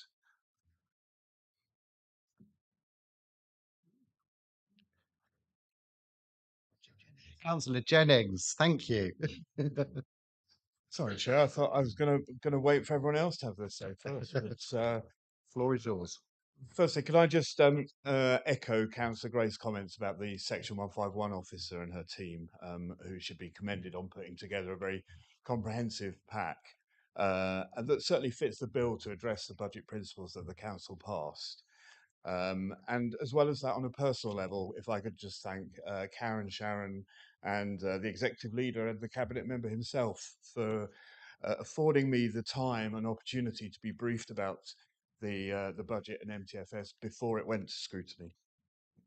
On the face of it, there is a lot in the budget that we'd be in agreement with, but you call it lucky, but this budget is built on a windfall: 2.3 million from non-domestic rates, 1.3 million from the new homes bonus, 1.1 million from the government 3% funding guarantee. So that's almost 5 million extra income for this year and the next. And the budget principles that we looked at and we all felt fairly comfortable with are quite easy to meet when you've got 5 million windfall sitting in your back pocket.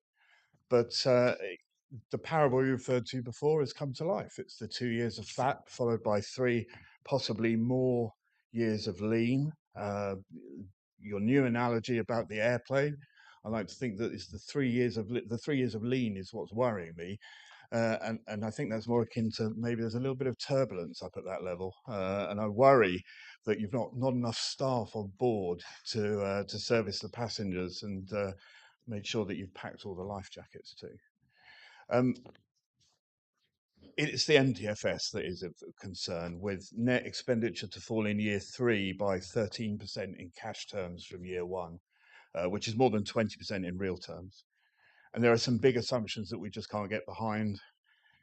The compost tax, I think, is ill thought through. The fact that it was announced in the press by both yourself and the executive leader before the council had any chance to scrutinise was slightly concerning. The fees and charges lines in operation is going to double by year 4 to 4.5 million. That can't all come from that green bin tax. So we're wondering what are the other charges that the administration are plotting that are going to come down the line for our residents. We have some concerns about the future salary costs, Councillor Gray pointed out, particularly in leisure and health being insufficient, about service costs in corporate leadership, which turned from a 605,000 cost in the next year to a profit centre in years 3, 4 and 5, and some hefty reliance on rises in rent income in year 3 onwards, which on the face of it look untested assumptions.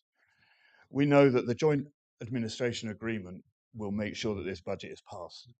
And as we are a responsible opposition, using up officer time to lay an alternative before you this evening would not have been a good use of their time and would have been fairly self-indulgent at this point in the electoral cycle.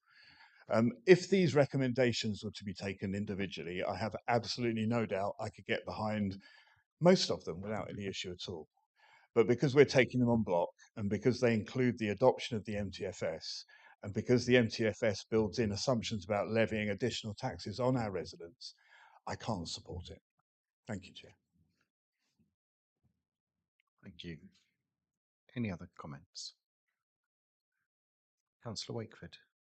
Or Councillor Sanderson first. Yeah, Wakeford. Thank you.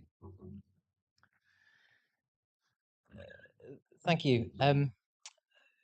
Given the gentle, polite mockery, but mockery, I think, nonetheless, from some of Councillor Jennings' colleagues in previous years when I've tried that line about why we hadn't brought forward an alternative budget as leader at the time of a group of 3. I think you know the chuckles we can understand when we hear a group framing itself clearly as aspiring to be an administration in waiting. But the argument nevertheless has substance to it, and I'm sure the 151 officer, particularly in this first budget year, is grateful for not more work. Councillor Gray touched in his remarks on our discussions in previous years when one another of us were on opposite sides of the room or more frequently in scrutiny. Last year in scrutiny, he may recall, I asked him specifically about how the deficit in the MTFS would be managed and why he didn't sound a bit more worried about it. He may recall I didn't get a very full answer from him at the time. I put to him gently that despite not liking personally, and plainly we all dislike charges for our residents that are not necessary. His administration was aware, was going to need, in our shoes, had it won the election, to look at the same decision that we've touched on around green bins this evening. But Councillor, I'm putting it to him, and conscious he can't respond to that, which is why I'm putting it to him. No, I'm putting it to him, but his colleagues may wish to come in now, or I dare say he may wish to come in at subsequent points as we discuss the finances of this council. There was a comment about the lack of sight of scrutiny about green bin developments, as I think he's well aware. That will go through scrutiny as decisions are made over time in the normal way, and the distinction between what's in the budget before us and what's in the MTFS. I think he understands better than most, dare I say, even better than myself. Councillor Gray touched on touched on scrutiny discussions, and I would like to reassure him, between scrutiny and this evening, we've of course considered the budget at Cabinet, and we did give careful and explicit consideration to the discussions at scrutiny at that point. Councillor Gray said that external funding from government has ridden to our rescue. He's right, it's helped us very significantly. I did feel from his remarks he was seeking to give credit to the performance of colleagues in national government and Councillor Jennings as well, for how they had done that. I put to him that it's more, as Councillor Mickelberg touched on, more a function of dysfunction in central government that we've ended up unexpectedly with significant parts of what we have in the additional unexpected windfall. But lucky, I think we could have compromised on as a summary, but clearly his argument has gone beyond that. But I would just finally underline my group and my personal support for the budget before us. I'm delighted that we have been able to get into this balanced position that, as we've said, none of us expected to be in a number of months ago, and some of us didn't expect to have the job of helping fix it a number of months ago. Perhaps my group more than most, given our size. But congratulations to the 151 officer. Thanks to my Cabinet colleague, the portfolio holder, and others, and I look forward to supporting this this evening. Thank you. Councillor Sanderson. Thank you very much, Chair. I think we've actually had a very good debate from all sides of the chamber on this. Congratulations to Councillor Mickelberg on delivering, in Councillor Gray's words, a remarkable budget, and to Karen, our 1-5 officer, both who've done an excellent job. Councillor Gray referred to the funding we've got from central government, and he's correct. The Prime Minister, I'm not sure which Prime Minister he's referring to, we've had 3, I think, in the last 12 months, has helped. But of course, we are affected greatly by the cost of living, massive increases in inflation and poverty. That would explain why our expenditure has increased in the way it has. Interested, though, to see the objections from Councillor Jennings to this, because of course his colleagues on scrutiny, I don't know, he doesn't sit on scrutiny, but they actually supported and voted in favour of this. But they mentioned their opposition to the compost tax, as they call it. But actually this time last year, 23rd of February 2022, and I quote directly, in the budget papers it says, key savings initiatives or additional income generation schemes, these are unidentified. They must be delivered in a timely fashion to secure savings required to ensure the council has a balanced budget. I can't imagine what they're referring to. They are unidentified, so I look forward to next year's budget debate, seeing what those savings are, seeing what the alternatives are. I recognise that you haven't put forward an alternative budget this year. That's not always appropriate. I think given the cycle of the administration, that probably is appropriate, but I'm sure in future years we will consider with interest the contributions from our Conservative colleagues, who incidentally have worked very hard. They worked very hard at scrutiny to ensure that we had this budget. So I think praise should be given to all sides of the chamber for their contributions. Thank you. Councillor West. Thank you, Chairman. As no one's listening, I think I can confess to you, Chairman, I'm a little bit confused. We've had aircraft at 20,000 feet. We can't tell whether it's a car or a van. We've got turbulence, and also we haven't got enough life jackets. Now, I don't quite know what that's to do with finance, really. What I'm asking, Chairman, is, and it's within Ms Sutton's budget conclusion, however, over the past few years, not just simply since May, the Council has taken proactive action to address the budgetary concerns, and with a planned continuation of work to find efficiencies, the Council has a sound financial base upon which it can further develop its aim of financial self-sufficiency. Chairman, I do hope that the rural administration does not lose that opportunity. Thank you. Thank you. Any further comments? Okay. So I am going to propose that a recorded vote is to be taken. And do I have a seconder for that? Mr. Chair, I'd like to second the motion. Thank you. Thank you.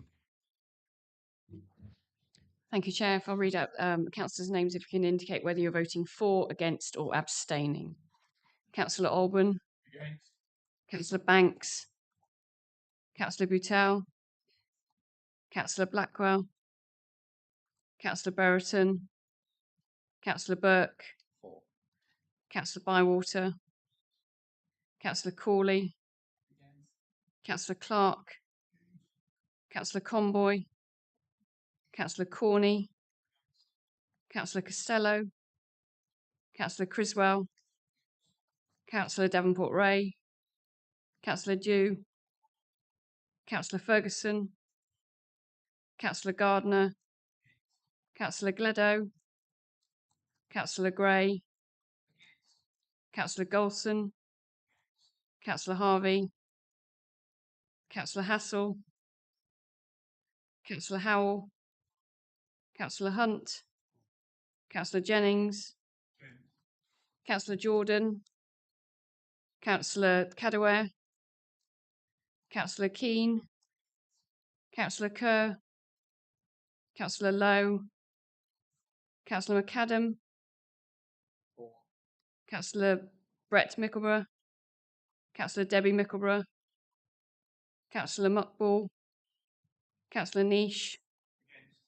Councillor Pickering. Councillor Pitt. Councillor Sanderson. Councillor Shaw. Councillor Slade.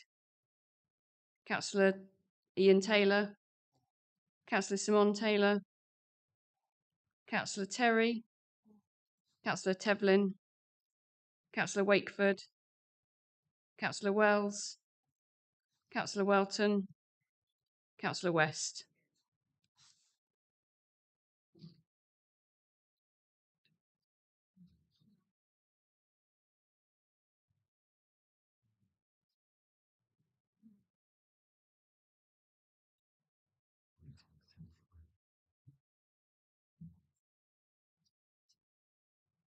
So it's 30 voting for, 18 against and no abstentions.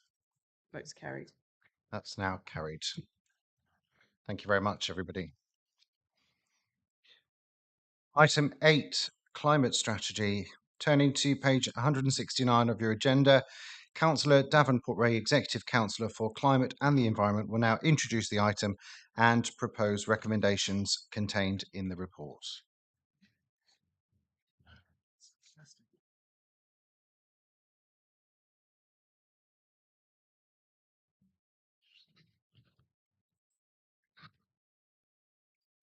First of all, I'd like to thank all of you who attended our climate strategy member sessions this summer, both in person and online. Your input at that very early stage was really valuable in the development of this strategy. And the feedback from the larger than usual scrutiny panel on the climate strategy was also very encouraging and insightful. Tonight, I'm proposing 4 recommendations to the Council. The first is a formal recognition of a climate crisis and ecological emergency. The second is the adoption of a climate strategy in immediate response to those emergencies. The third is the adoption of a climate action plan that will be refreshed annually, taking into account the opinions of members, communities, businesses, and young people. The fourth is a recommendation which I have added since this strategy came through scrutiny. Scrutiny expressed the idea that they would like more feedback to come to them more regularly. So I've added the recommendation of annual reporting of progress to overview and scrutiny, and even more frequent collaboration with the Overview and Scrutiny Climate Working Group. Through the strategy before you, our council will have two aims: to reduce our council emissions to net zero by 2040, and to use our position of leadership to encourage our residents, businesses, and indeed other authorities to take climate action. We have direct control over the first aim, our council operations. But the second aim, influencing others, could have a much greater impact on climate change globally. If you cast your mind back to our recent motion on the dual challenges of climate change and the cost of living, this isn't just about cutting carbon and reducing global warming. It's about protecting the council and our residents from fluctuating fuel prices and the effects of extreme weather. So as a council, we can tackle these crises in three ways. We can take action ourselves, we can enable action by others, and we can influence others. The climate strategy before you has 6 objectives, which you'll see in the blue circle. And you may wonder, where do these 6 objectives come from? Well, they come from the opinions of local people. In early 2022, we surveyed residents, local business owners, parish council leaders, and young people. And our 6 objectives flow directly from their opinions.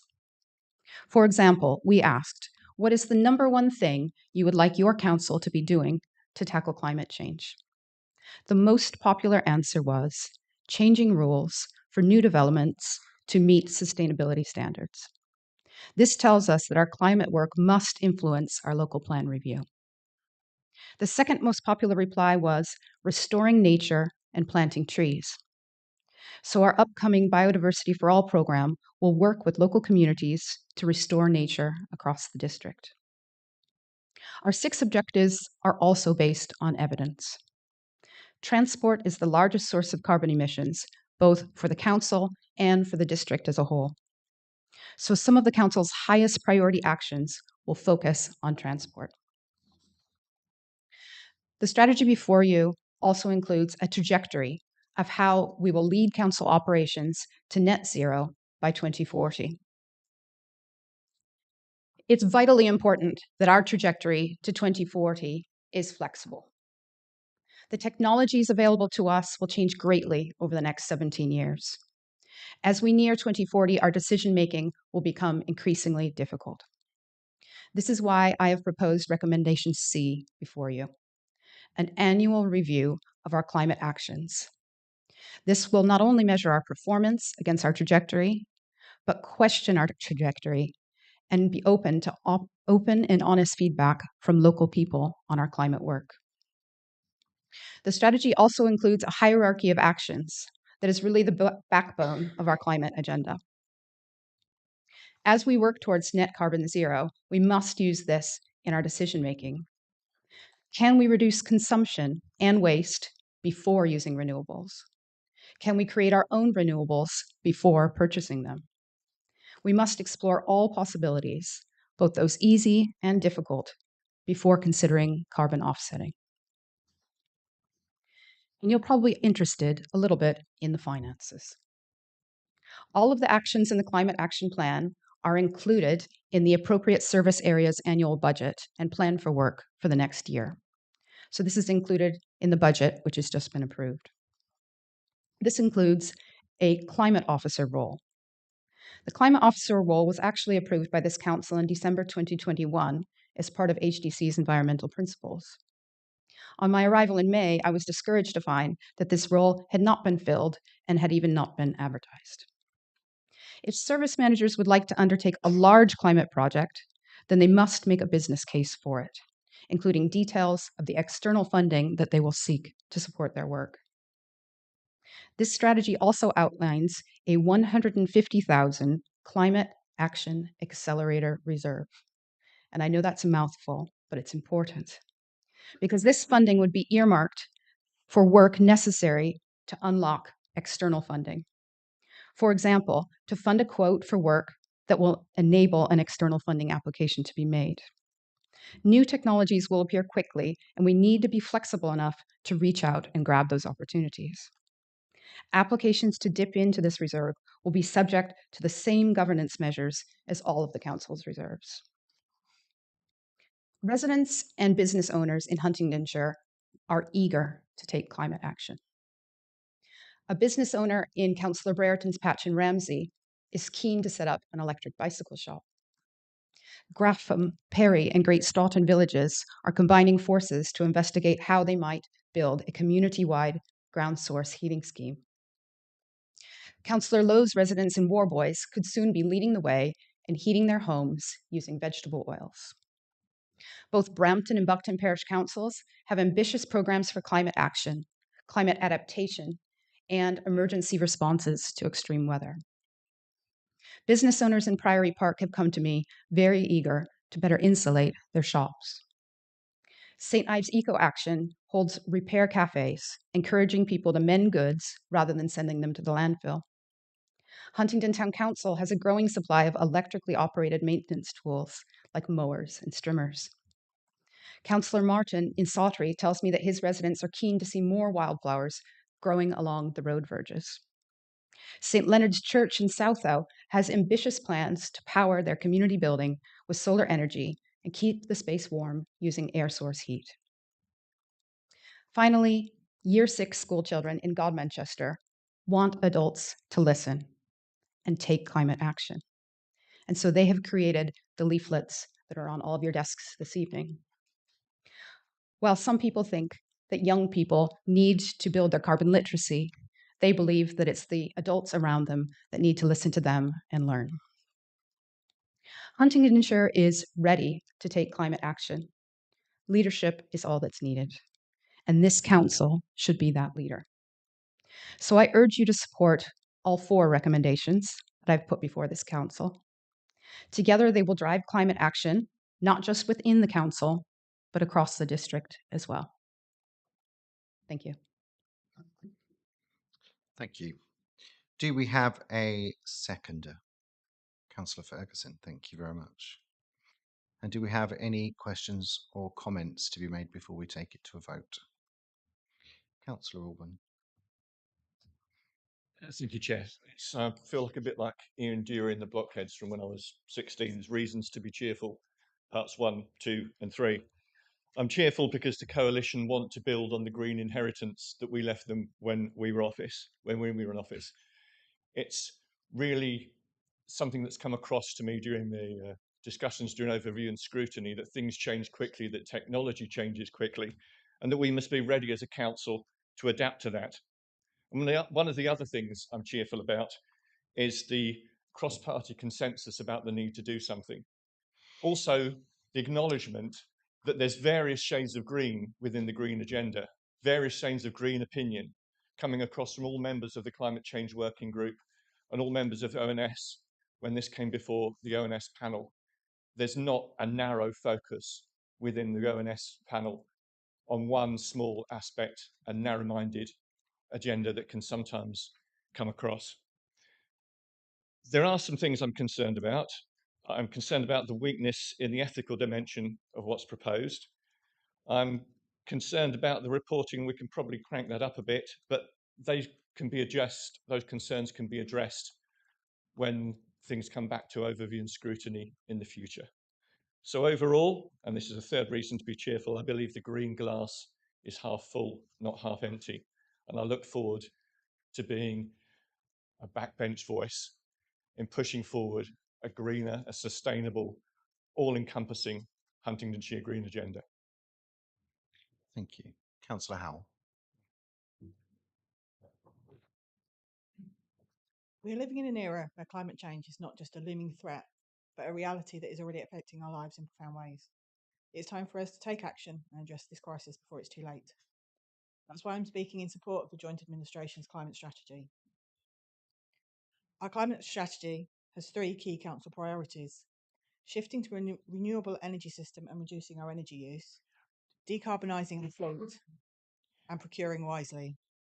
Sorry, Councillor, could you speak closer to your microphone? Thank you. By adopting this strategy, we can create a cleaner, healthier, and more sustainable world for ourselves and future generations. The plan to move to a renewable energy system is crucial in reducing our reliance on fossil fuels, which are one of the leading causes of climate change.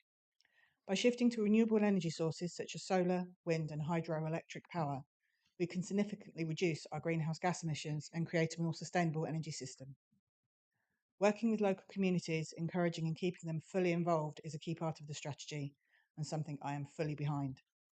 In conclusion, our climate strategy is not just a plan, but a roadmap towards a more sustainable future.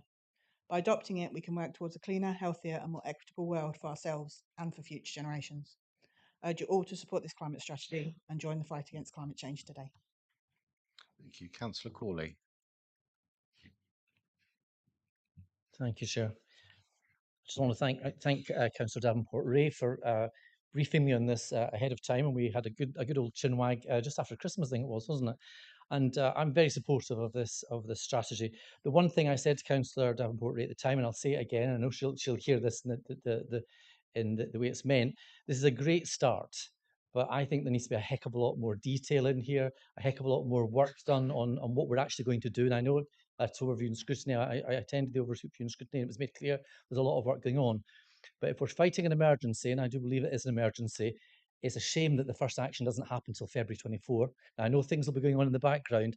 I really would challenge us to start nailing our colours to the mast in this, getting some things done sooner rather than later, and I'd be very supportive of that approach. Thank you. Any further comments? Councillor Gray. Yeah, I'd just like to echo my shadow portfolio's comments there. We're, very supportive of this. We've all got slightly different opinions, different shades of green, I think was just used just now, just slightly different opinions about how to get there and what is the most important thing for us in all that we see here. But I think there's a general recognition across this chamber, and there certainly is from the group standing behind me, or standing with me, that this is extremely important, and I would just pick up and take this in exactly the spirit that it's meant. Emergency, crisis. If that is true, we just talked about the opportunities that sit with this budget. I do think you should be challenging the rest of your cabinet colleagues and groups. Do you need to move faster? Do we need to move faster? Do we need to move more deeply on this? Because if it really is an emergency, it doesn't quite create the pace, suggest the pace of an emergency, more of a concern that we've got here. And I think that the reality is there are a number of really quick wins that could be brought out there.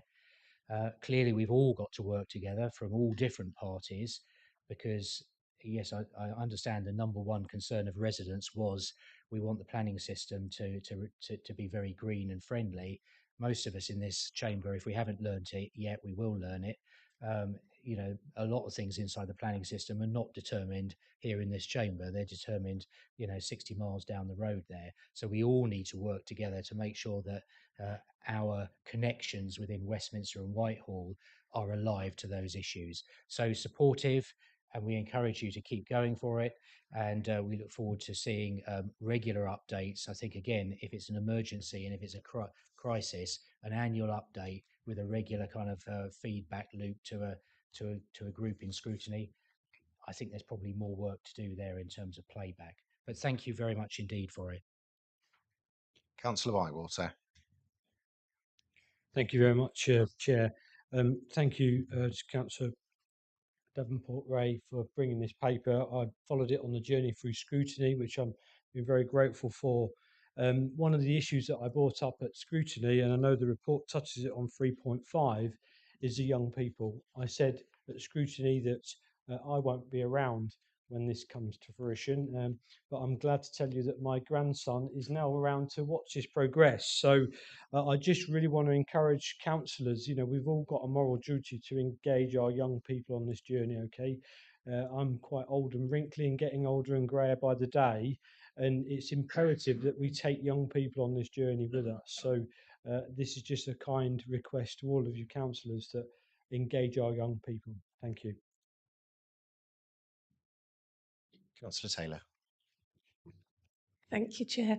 I just would like to take this opportunity to thank the officers involved and Councillor Davenport Ray. We've managed to, I say we, the officers have managed to put together this climate strategy in less than a year with business as usual. So I really, really want to say thank you very much to the officers for doing this. I think they've done a brilliant job, and I think, the detail will come. Rest assured, we won't rest on our laurels on this. It will come. Thank you very much. I will be supporting this. Any final comments, please? Councillor Davenport Ray.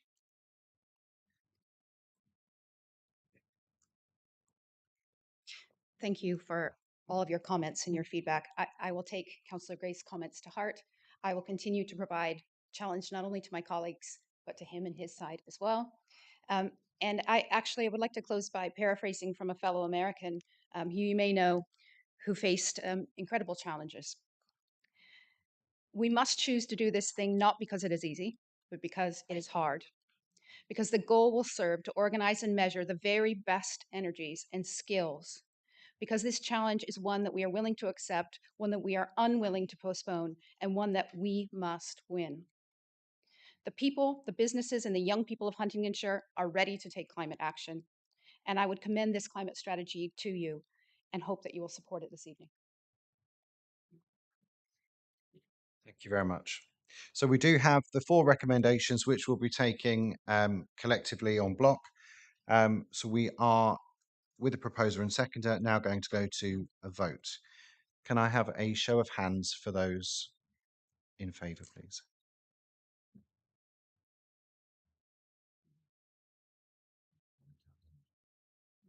And do we have anybody against? Any abstentions? Thank you. And that is now carried. Thank you. Item number 9, the Pay Policy Statement 2023 to 24. If you'd like to turn to page 223 of your agenda, we have the Pay Policy Statement. There is a statutory requirement for the Council to approve this statement by the 31st of March 2023. Councillor Hassel, please share with us if there is anything that you would like to add to the statement before we move the recommendation contained within the report. Yes, thank you, Chair. There was one area that I just wanted to draw, highlight members' attention to, because I thought it was actually quite important. This is almost a formality. It's something that we have to do. But one of the purposes of this document talks about the pay ratio. This is the ratio of the top earners versus the median earner within organisations, and it's often a source of criticism, particularly for larger companies. So I thought you may not have come to that particular section of the document. I thought I'd just highlight, because I looked up with financialfairness.org.uk what a typical company was. So if you take the FTSE 350 in 2020 and 2021, the ratio was 1 to 44. From the highest earner to the median earner. And that went up in 2022 to 63 to 1. And the current FTSE 100, the ratio is 1 to 93.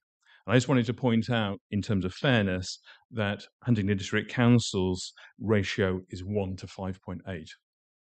But with that, I shall let you continue. Thank you very much. Do we have any questions on this? Oh, sorry. Before we do questions, do we have a seconder? Councillor Shaw, thank you. And do we have any questions?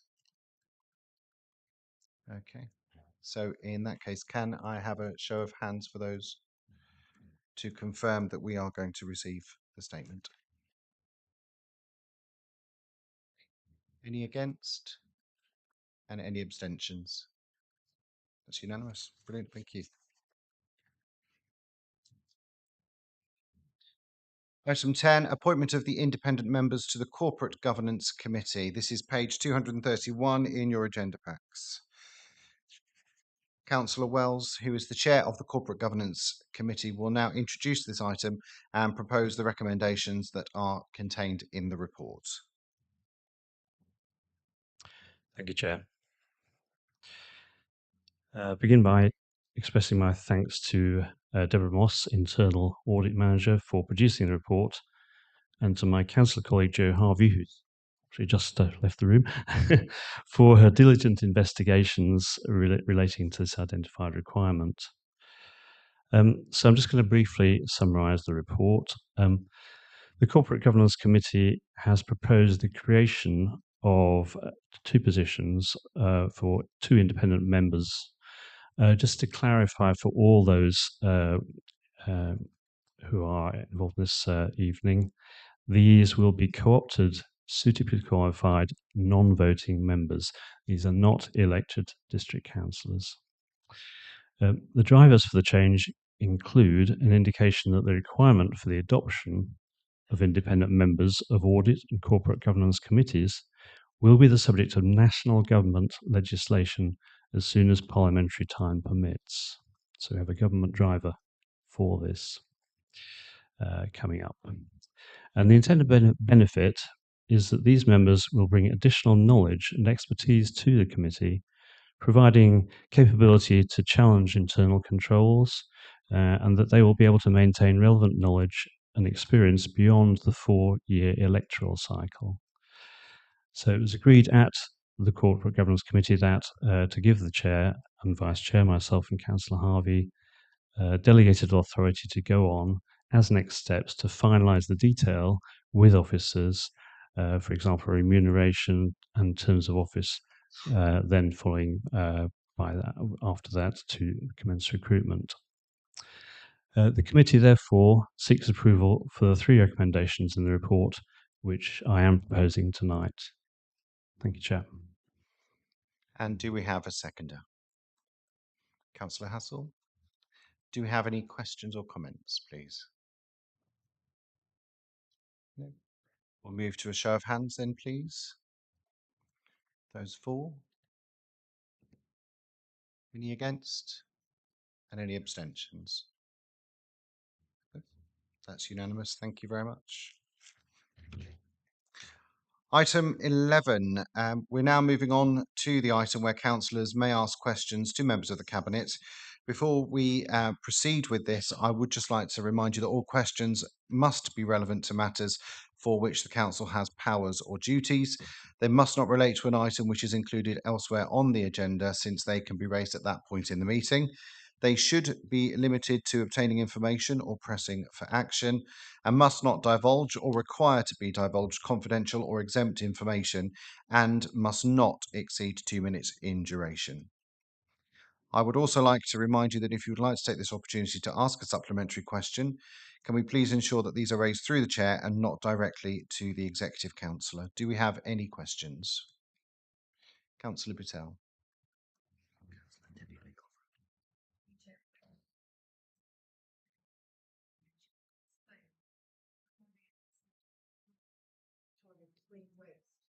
Was in the Hunt's Post before the properly debated or scrutinised.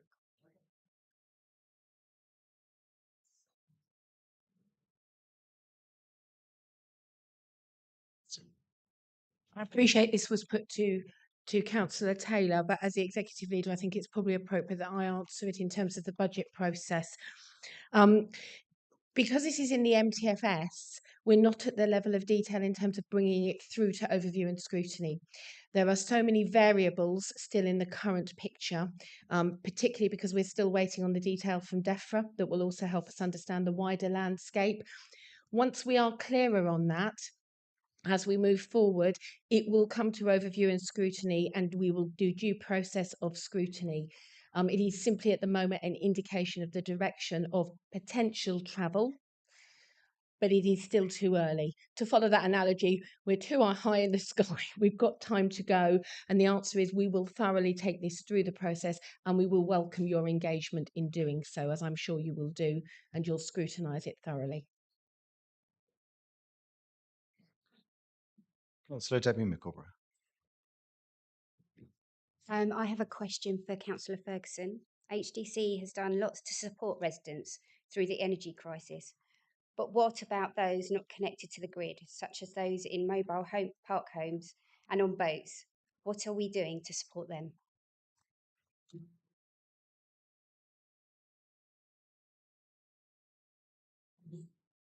Thank you. That's an excellent question. Most of us will have recently received or partly received £400 through our electricity bill providers.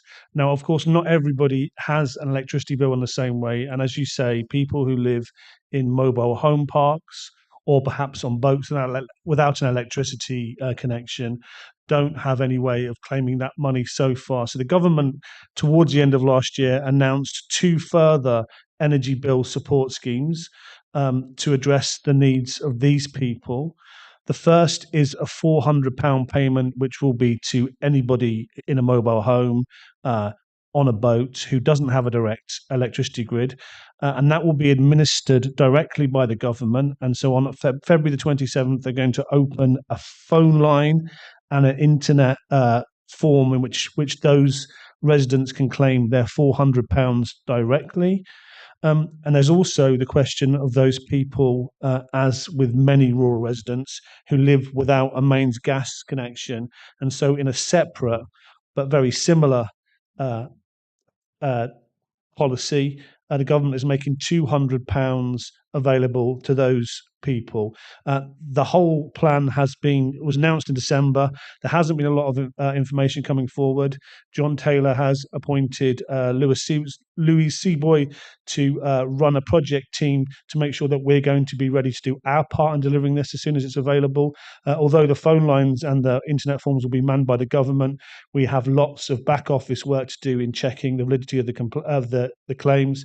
And I will write to you all, I think, on Friday, and I ask for all of your support in contacting those residents who might be eligible. I mean, most of us represent rural communities who are going to have people on oil, but those of us with mobile home parks in our divisions would also, our ward, sorry, would also, I'd appreciate your help. Thank you. Councillor Corley. Sorry, I thought it was corny you said there. We sit together, we come as a pair. My question is for Councillor Sanderson. I just want to thank Councillor Sanderson for providing the details. I asked a question in scrutiny around planning backlogs and enforcement backlogs. That was very useful. Thank you.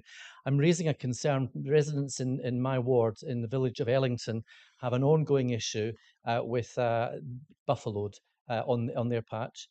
Thankfully, our planning officers have moved swiftly to regularise the situation there, but we now have an issue whereby enforcement needs to get involved fast. I've got photographs, I've got emails coming in my inbox of concreting over, of building in that site, and obviously my residents in Ellington are particularly concerned that no action's been taken by HDC yet. I'm really looking to you, Councillor Sanderson, to give us an undertaking that you can look into this and try and get some traction behind getting this resolved. Chair, I'd like to thank Councillor Corley for his question. And I'm sorry to hear that residents of his ward in Ellington are being affected by this. I've certainly welcomed sight of the emails and the photographs that have been sent to him, and the enforcement team will as well. And I will certainly take this up with them as soon as possible and keep you fully informed, Councillor. Thank you. Councillor Dew. Thank you, Chair.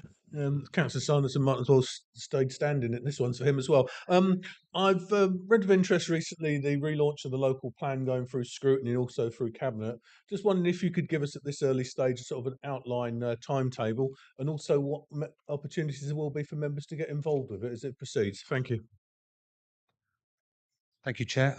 Good question from Councillor Dew there. There'll be plenty of opportunities for members to get involved. In fact, 1st of March, we'll be going to scrutiny. Scrutiny will be discussing the local development scheme, which sets out the scope of work for future development plan preparation. This was agreed at the Cabinet meeting on the 24th of January. This will outline a range of evidence-based and supporting documents that are required, and it'll identify the risks and resources involved in producing the local plan. Last time we did one of these was actually in December 2017, and that was used for the last local plan, which goes up to 2036. But obviously that hasn't been updated because we haven't produced those documents since then. Also on the 1st of March, the LDS, in addition to the LDS, we'll be discussing the Huntingdonshire Draft Settlement Hierarchy Methodology 2023. That'll be discussed at the same meeting, and that'll be looking at the sites. We'll be looking to call sites, which I'm sure members will be interested in, and that'll be the first stage of preparing the local plan, so plenty of opportunities for input. This will be a long process, at least for the next 4 years, possibly beyond that. So appreciate contributions from all sides of the chamber on this. Thank you. Thank you. Councillor Kerr. Thank you, Chair. This is a question for Councillor Taylor. Has she got an update in the attendance figures for One Leisure facilities since the price increases in January?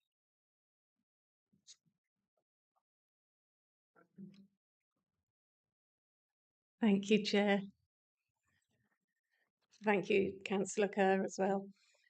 I just want to acknowledge that actually Councillor Keane has emailed me and asked the same question. So hopefully we can kill two birds with one stone here. So please, if you would, Chair, I will try and get through this as quick as I can. There is a lot of information here, and I think it's really important since the price increase that we, this data is. Yeah, what we'll do is we'll circulate that on an email as well. That'd be brilliant. So Thank we you. can So try and keep it as succinct if I as don't possible. get through it all, my apologies. So if we look at the admissions, the overall recorded admissions across One Leisure facilities are 209,000 up year on year. This is based on the April 2021 to January 22 versus April 22 to January this year. So the main areas of this growth are as follows. So we've got the casual swimming admissions of 54,000, swim courses 38, sports hall 62, aerobic classes 24. We must remember that between the April 21 and January 22, there was still some COVID restrictions in place, which affected how One Leisure operated. So in the terms of January 22 versus January 23, following the price increase of this year, the emissions are as follows. January 22 emissions were 121k, and in January 2023 emissions were 132k, so a variance of 11k.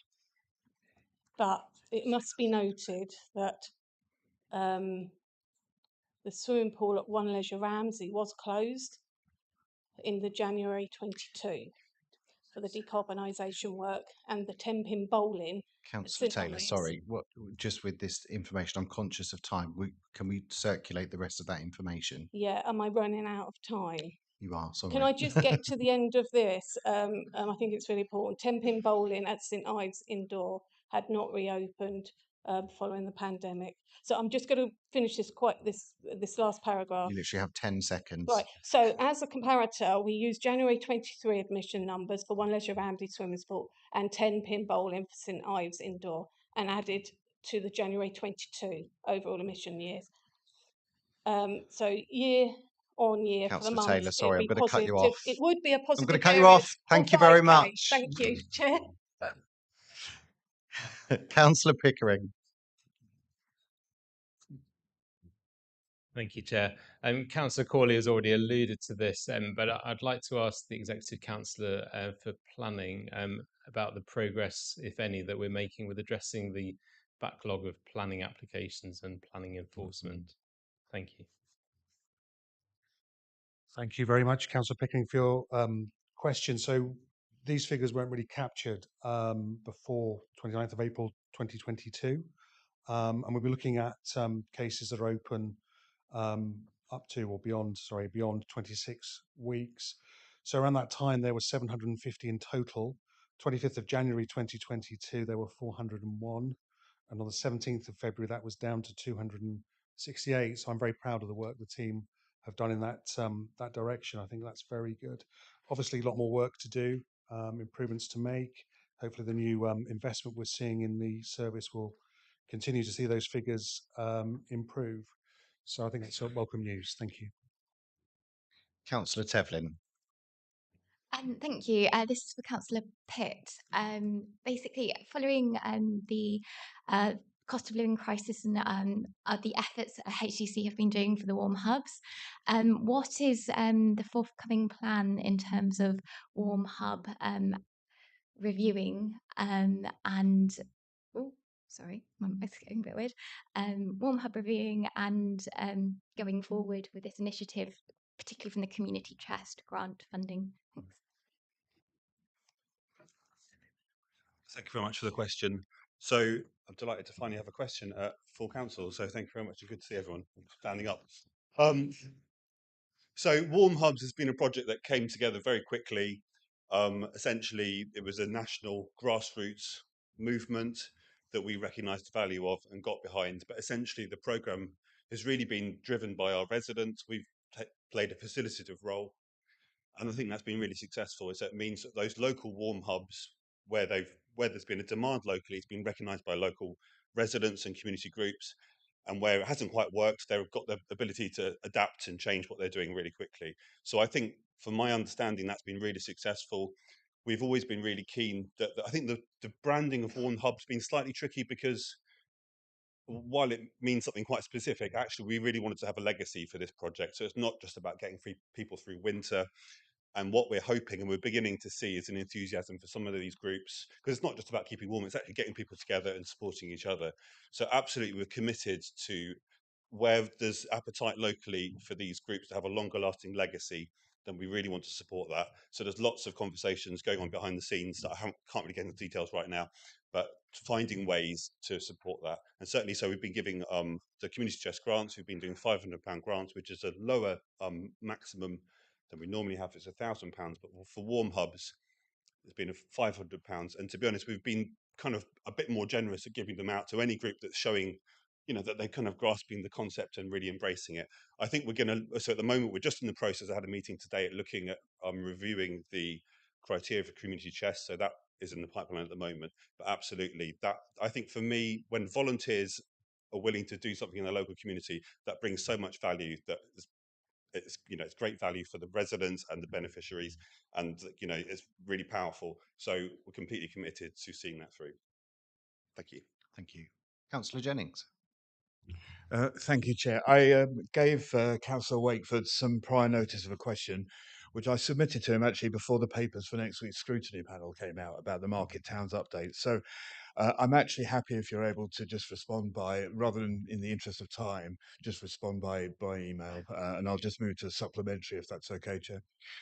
At a briefing meeting at the Priory Centre in October, we were told that local members of this council would get an update meeting in early December to discuss the results of the consultation on the St Neots regeneration project. And unless my invite went astray, I don't think that meeting ever actually took place. And if it didn't take place, is it likely to take place? Thank you.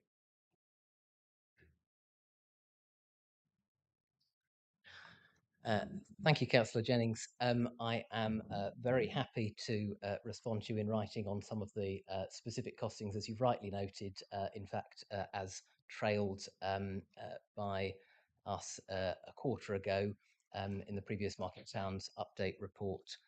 We are now including spend data for the first time against the relevant pots, but I have managed to get hold not of the head of the Market Towns programme, because she's on well-deserved annual leave this week, but luckily we've recruited to the rest of the Market Towns programme, Market Towns team, since we formed our administration. There was a colleague who was able to help, but I'll ping those across to you in email. I think the key thing I would say to Councillor Jennings, particularly having read with interest sections of his election leaflets recently on the Market Towns programme and how he's playing a key role scrutinising it, is that if he is really interested in engaging with us on the detail, which I would invite and urge him to do so, the single most useful thing I think he could do is ask his party leader if he could negotiate a swap onto the scrutiny panel that considers reports from me and our administration about the Market Towns programme regularly. I did a little totting up, and I think of 9 panels, inclusive of the one for which papers were published yesterday. 5 will have heard from me about the Market Towns programme, 4 of them scheduled and 1 bonus because I was in the room, and they were just that keen, which is a level of scrutiny of the programme that hadn't been received over the earlier course of its work prior to our administration taking over as returning councillors will be well aware.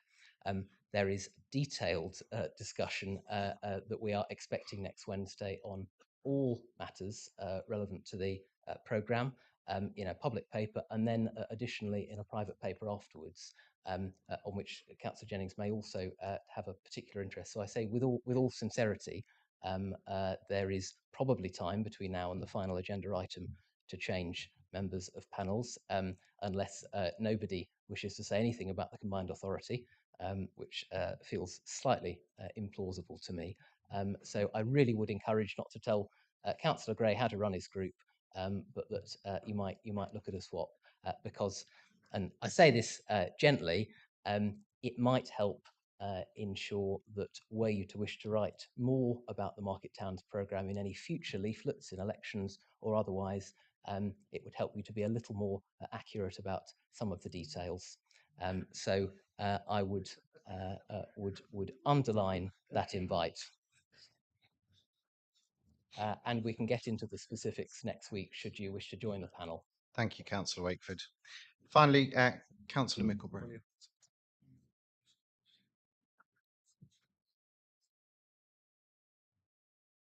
Supplementary. So next, another question, Chairman. Sorry, Mr. Chairman. I don't think I actually got an answer to the question about when the briefing to councillors of this council was going to take place. Thank you. Why don't we discuss in more detail, if he wishes, next Wednesday, if he isn't able to negotiate a swap. Of course, I'm very happy to write to him more fully with a breakdown of the engagement meetings that we've done, if he wishes. He may also be on the mailing list. Councillor for our Wakeford, sorry, newsletter. responding to that question, did the meeting take place? So we've in had December. A number of meetings with stakeholders. We have a number more planned, and very happy to engage with you on the specifics of the opportunities for you to engage going forward. Okay, so but did that specific meeting take place? That was the question. I just need to. I do not have all the dates of meetings in front of me, as I think he appreciates. Okay, thank you. Councillor Mickleborough. Hello. I've got a question for Councillor Taylor. Please, could we have an update on where we are with regards to the civil parking enforcement, because several of my parishes are inquiring. Thank you, Chair. You'll be pleased to know it's not going to be as long as the last answer. So CPE, the website still remains accurate. Sorry, I can never say that word. Accurate. So for the estimated commenced date, so that's October 2024. This revised date was of implementation was reviewed and updated based on the review by CCC of their available resources. All on-street survey work has been completed for the district, with mapping work complete for 4 of the 5 tranches for the district. So when we talk about tranches, we've split the district into 5 areas for ease. A query list, that's the list that highlights the issues where the signs and lines are not up to standard or the restriction is unclear, has been generated for the areas complete and submitted to CCC, Cambridgeshire County Council. CCC are working through these lists to inform the remedial works required. In addition, works are progressing with the draft agency agreement and the service level agreement between HDC and CCC. A step back was needed to be taken on this due to CCC resources. However, we're glad to know that this is moving forward since the appointment of their legal support for the CPE project. So, and I totally understand that our towns and parishes are really eager to see this happen, as I am. Thank you, Chair. Thank you. Any further questions? Nope. Thank you. Then moving on to item 12, the Cambridgeshire and Peterborough Combined Authority update. This is a standing item and it provides an opportunity for District Council members to ask questions and comment on any CPCA issues. Councillor Conboy will now present details of the activities of the Combined Authority, and I will invite questions after the presentation.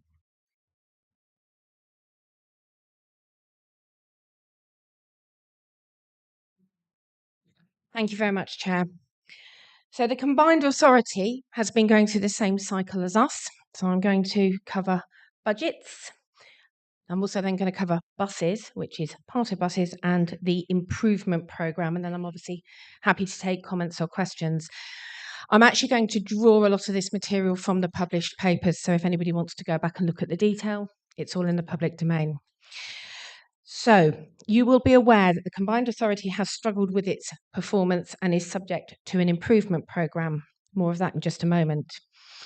It has had some of its funding streams paused in order to satisfy government departments and about its financial management and the delivery of programmes to ensure they are sufficiently robust. While the Combined Authority's budget and MTFS is balanced and in the reports it makes it clear it's affordable, there are 2 key risks in the medium term which could have a significant impact on the Combined Authority in achieving its aims. The first is the absence of sustainable revenue funding, and the second is the decrease in devolved capital funding. Again, this is all in the reports. It's not my version of the reports. I'm literally summarising so that you have the advice of the 151 officer. So a quick overview of the budget situation, just so that we are clear about the challenges it faces. The Combined Authority's core operations are funded by revenue, and it's a revenue gain share grant. This was set at £8 million a year for 30 years with no allowance for inflation built in. And you will know the current challenges we're facing with inflation. Without a new source of revenue funding, the Combined Authority will struggle to support operations other than those funded by the Transport Levy and the adult education budgets in the long term. The move away from a multi-year devolved capital fund makes meaningful long-term capital planning for these areas very difficult. I think we might see a bit of a theme here. Bidding into individual government funds means the quantity of funding which is available is unknown, as in the areas in which government will target the investment. We've already made that point to the Improvement Board, and we've asked that that's addressed urgently. The earmarked reserves line is made up of a minimum revenue reserve, the election reserve, and a top slice funding reserve. The top slice funding reserve is fully committed in 2023-24, so nil beyond that. In other words, there aren't reserves to draw upon. Whilst most local authorities receive a more generous settlement than was anticipated by the combined authority, no such uplift has been received by the CPCA. Therefore, it continues to manage all of its inflationary pressures, pay awards, service costs, and without any additional assistance from central government. That brings me on to buses, because that's the bit that you will have probably heard most of and seen most of in the media. So that transport levy is paid by Cambridgeshire County Council and Peterborough City Council. As you will be aware, bus service providers are increasingly signalling that they require higher financial support to operate public services. And you will recall that Stagecoach withdrew some of its services some months ago, and that was in spite of central government subsidies. The CPCA has already stepped in to franchise those services, but it was for a single year. The budget simply doesn't provide for longer. On the basis that those services are needed and that we probably want more in time, a mayoral precept was approved that would explicitly fund future bus franchising. It is ring-fenced specifically for that purpose, and it will work out at £12 a year for a bandy property, and is estimated to raise 3.6 million. The precept should enable us to provide bus services for those that need and use bus services, those that need them for school, for work, to get to health services, and to shop for food. It's the basics of life. Of course, there are those also who then choose to use the bus for environmental reasons, for leisure, because they can. And we need good and reliable services for both groups of users. In some locations, it's the only form of alternative travel other than a car. Many of our rural communities, as some of you have made sure I'm very well aware, have no safe walking or cycling routes. Now, those communities that do have a service in Huntingdonshire will no doubt be pleased they're going to continue. But I am very acutely aware that many of our communities have a very limited service and in many cases have no service. So I was clear that in order to support the precept, I wanted to see that issue addressed in Huntingdonshire. Let me just move on then to the final item of the improvement board. So that improvement board is now in place and is working with our leaders and importantly with our chief execs to move forward at pace.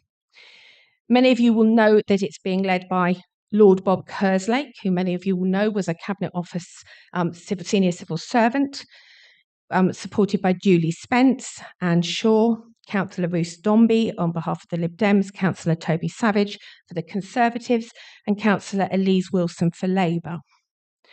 We're now in receipt of the formal letter from civil servants stating the position regarding their concerns. It regularises what we already knew, and that letter has now been published. The new improvement plan has 7 work streams, one of which is green, and the rest are currently rated as amber. Bearing in mind, this is the start of a process. However, the biggest challenge remains that the members of the board work together. And I remain committed to playing my part as I want to see Huntingdon really gain from the combined authority. That's the end of my report. I'm happy to take any questions. Councillor Ferguson. No, I'm not. Thank you, Chair.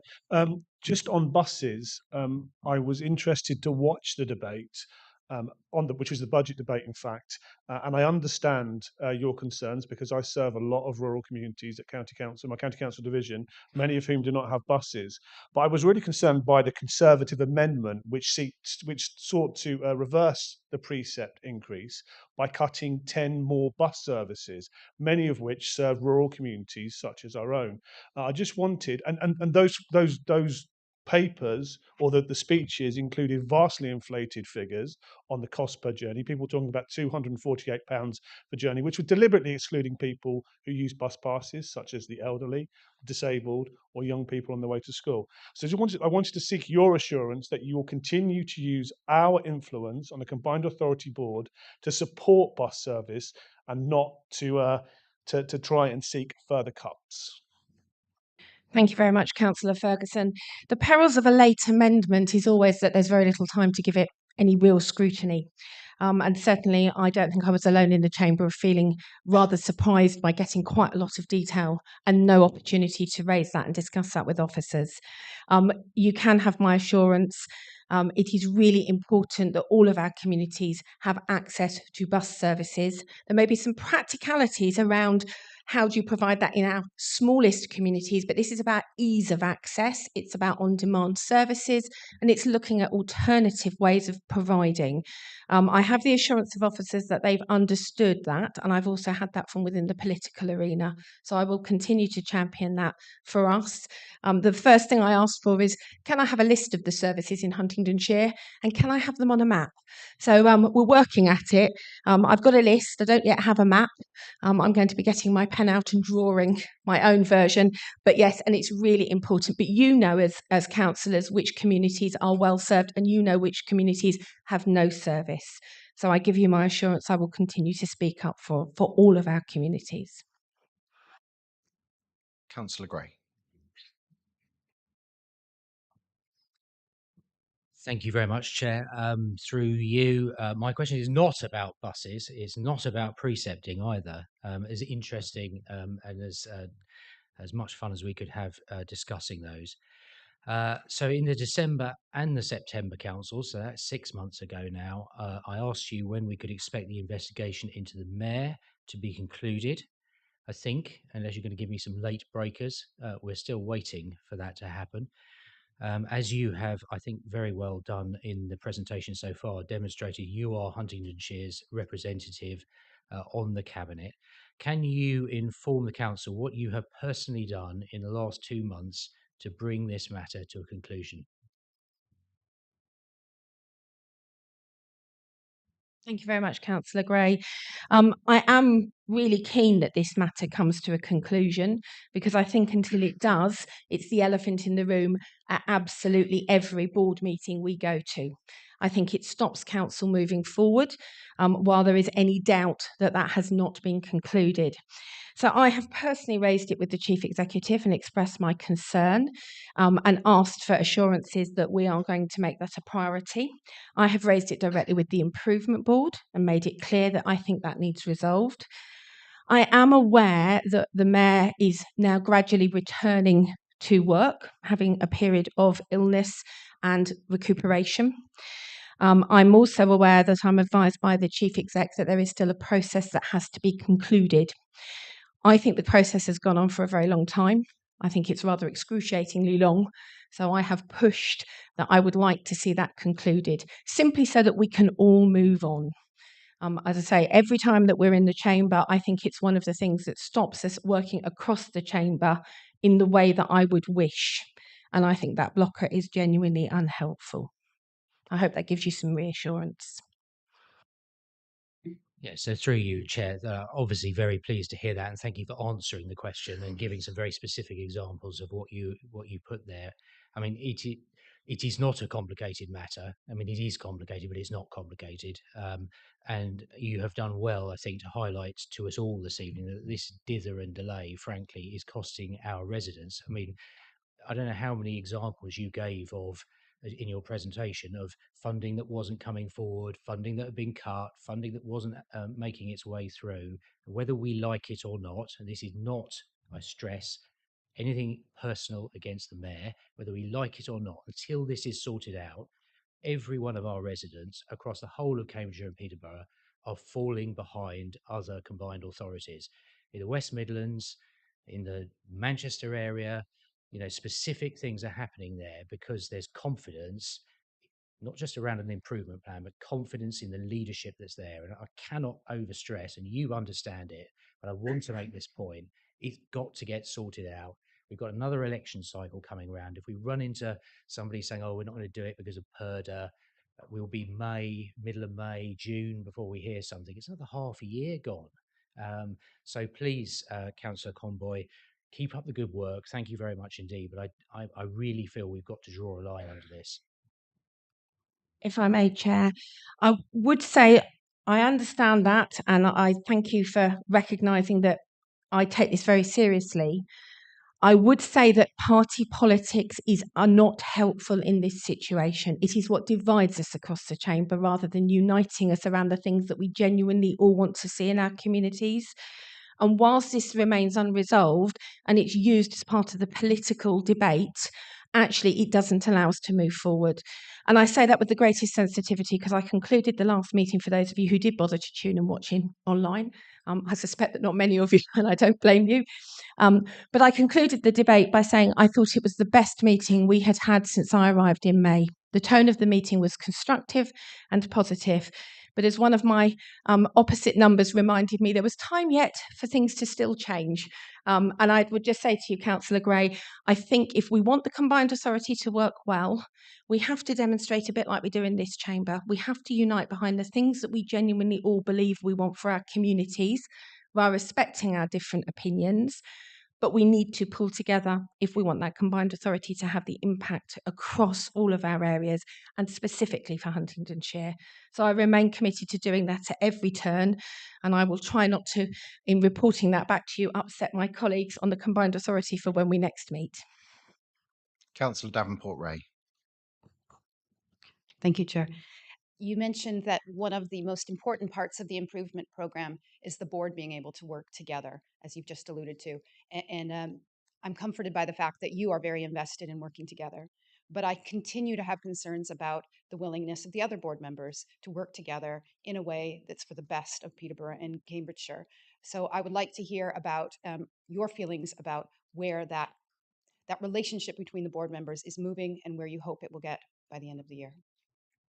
Thank you very much, Councillor Davenport-Ray. And again, I'm worried that in saying this out loud that I will somehow jinx the process, and I think that would be incredibly unfortunate. So I'm going to be very thoughtful about my words. My observation is where we have had time out of the chamber to work together in an away day type style, in the same way that some of us have been doing around this chamber for quite some time, and we do when we come together, for example, on things like the place strategy, where we've come together in a workshop sort of arrangement. Where we've done that, actually, in terms of policy, there are lots of things we unite behind. And interestingly, climate strategy. One of my colleagues from not the same political group as me, I think was rather surprised every time I said, I agree with you. I agree with you, because actually there's a lot of things we do easily agree on. As I say, climate being a point in case, but there are lots of things we agree on. I think the real challenge is remembering what we agree on and focusing on that and focusing on the things we can actually get on and do. We are ably supported by an increasingly growing permanent officer team. That's very, very welcome. And they have a very clear agenda about what needs to be delivered. But as politicians, we have to focus on the things we can agree on. And I think respectfully agree that there will be some things which are more difficult to find a joint position on. And finally, Councillor Niche. Thank you, Chair. Mine's still on transport, you'll be pleased to know. And it's not buses, it's not aeroplanes, it's not even balloons. Anyway, just a bit, it's really from a ward perspective, and also including my neighbouring ward, St Ives, is the frustration we have around the St Ives and the A141 movement, or lack of, shall we say.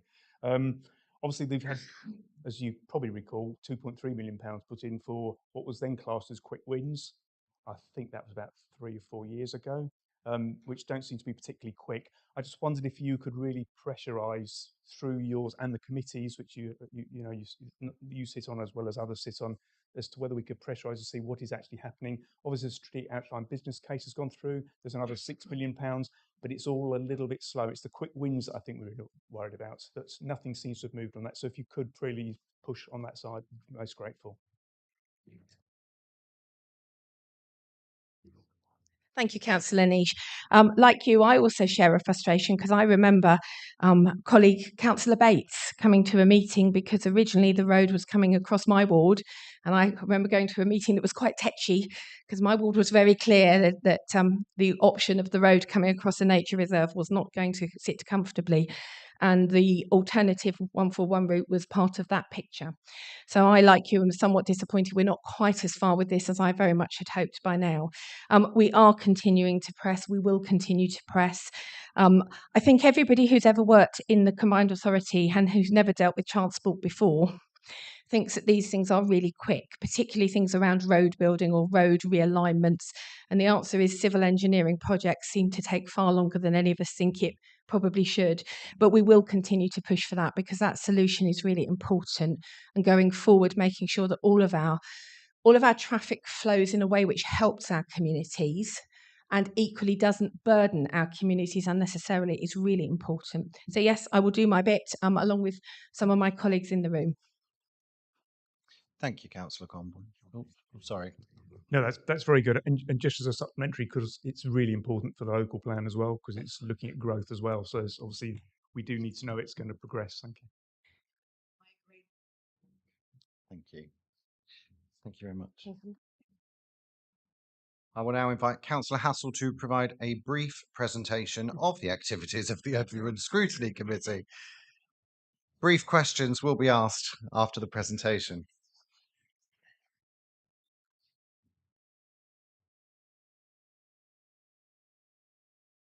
Do you have my presentation?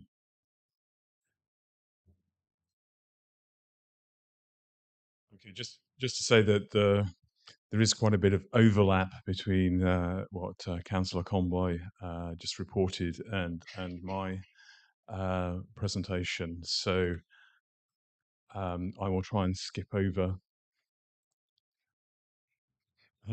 yeah, the pieces where we've overlapped.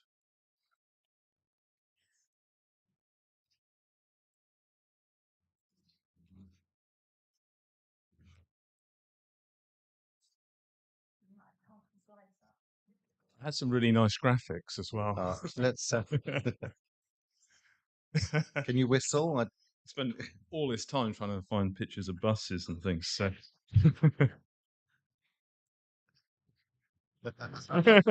Yeah. Oh, and two come along at the right. Okay, we just go straight to the second slide.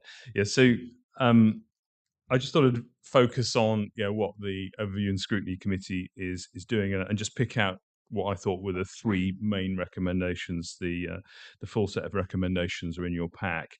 I think Councillor Conboy has talked about the spending on bus services for the next 2 years. And I think the purpose from a scrutiny perspective is to make certain that we provide the services that we currently have today for the next 2 years, which hopefully will give us chance or give the combined authority chance to put an alternative strategy in place that enhances our public transport. I think as an observation, I would say that everyone on the Overview and Scrutiny Committee, no matter what political persuasion, is very much pro public transport and recognises the need that we need to improve it, particularly in the rural areas.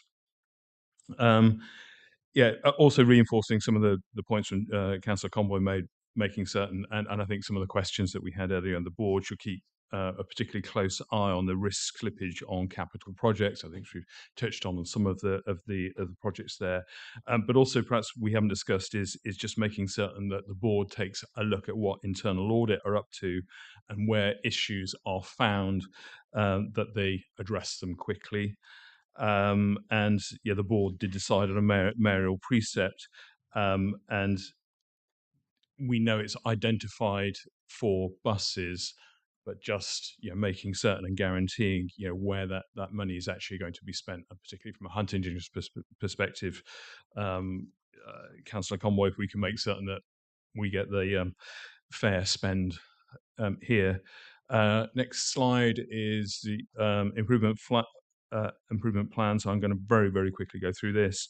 So explanations as to why work streams are amber. The response that I got when I asked that question was, it looks like there's only one work stream that's green, but it looks like people have actually realised that the scope is slightly different. So I think we're going to expect a re-baseline, which I think is probably okay once, but if it continues after that, then I think we should be concerned. Board, I think, if I'm right, we'll be delegating more to committees to make it more effective, which I think is a good thing. Changes of ways of working, strong wish for combined authorities to have to work much more closely with local councils, which is positive. You know, some cultural challenges probably, but it should improve the situation.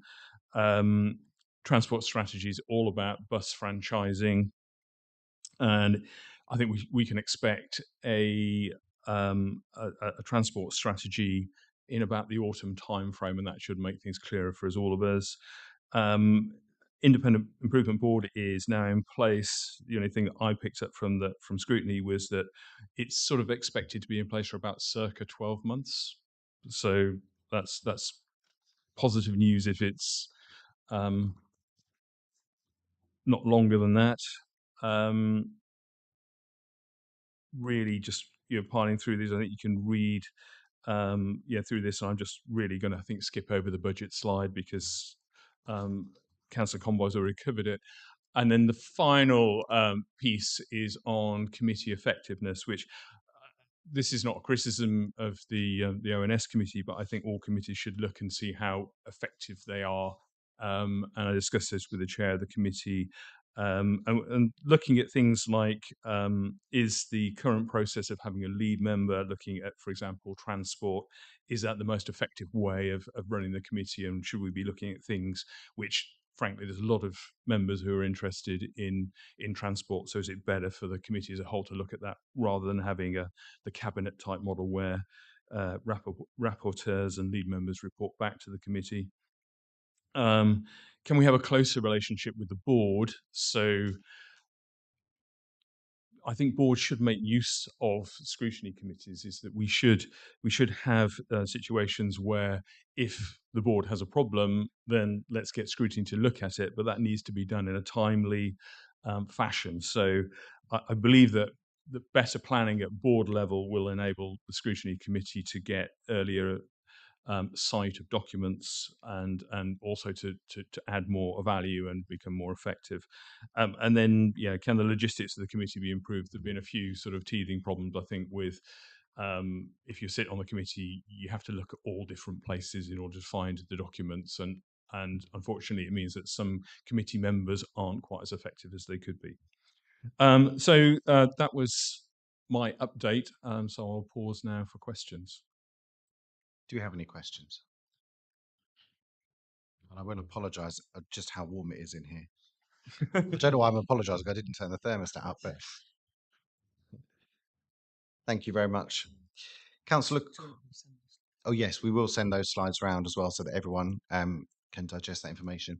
Councillor Corney, could you provide an update on the activities of the Audit and Governance Committee? Briefly.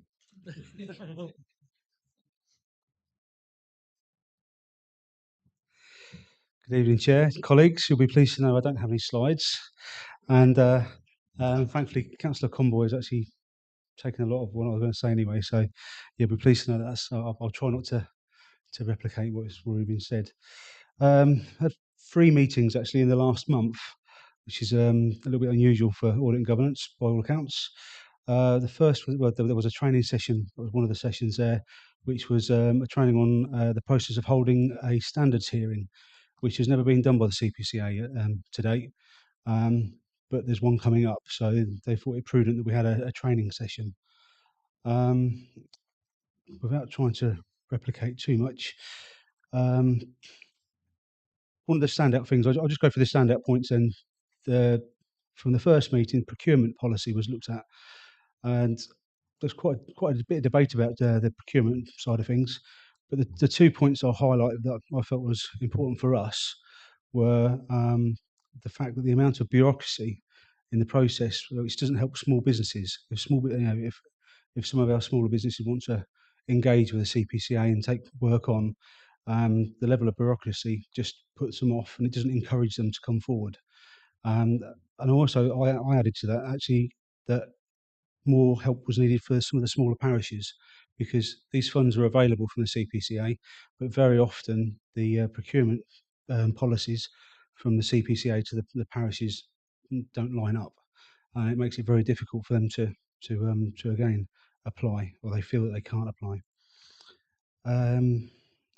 we've heard about DULUC and the letter which basically clarified their concerns. One of the main ones was governance, and it comes back to that elephant in the room, unfortunately, that even at the audit and governance, we struggle sometimes because that elephant's there and we don't know how things are going and where they're going to go, which makes it very difficult for everyone. And there was some friction as well from EY, where some of the accounts are probably behind where they should be, and it was said that EY didn't have the staff to carry out the audit, which they came back with and wasn't overly happy with, and it was down to some of the documents that needed to be signed off by the mayor, who, as we heard, has been off with illness. I think, finally, we've already heard about it slightly, and that's the climate action plan, which we had a very brief update because that's who was running late. So I'll leave it there. I'll try and answer any questions, but I'd aim you for the minutes of the meeting. They make good reading if anybody would like to have a look. Do we have any questions? No. Thank you, Councillor Corning. Item number 13, Cambridgeshire and Peterborough Combined Authority membership and other appointments. So, following a change in political membership at the District Council, we are required to appoint a new Conservative member to the Cambridgeshire and Peterborough Combined Authority Overview and Scrutiny Committee. Councillor Gray, can I have your nomination, please? Yeah, Councillor John Niche will take over that spot, and his substitute will be, because he loves it so much, he's going to be our guru on CBCA, Councillor Corney. Thank you. Thank you.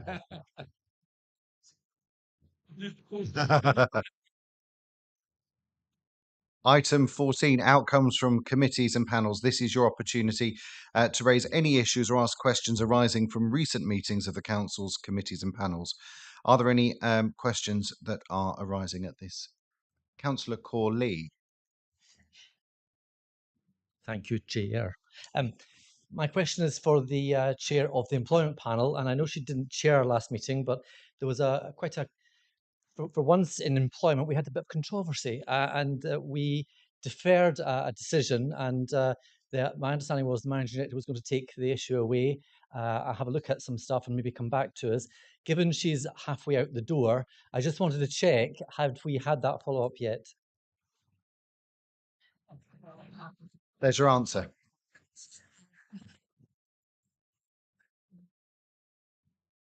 I will commit it to do it before I get completely out the door. Any other questions? Moving on to item 15, representation of political groups on the District Council committees and panels. Following a change in the political memberships at the District Council, a report has been circulated by the Elections and Democratic Services Manager in relation to the representation of political groups on committees and panels. This is found in your agenda packs, pages 269 to 276. Are you all agreed to the reception and adoption of the report? Is anyone not in agreement?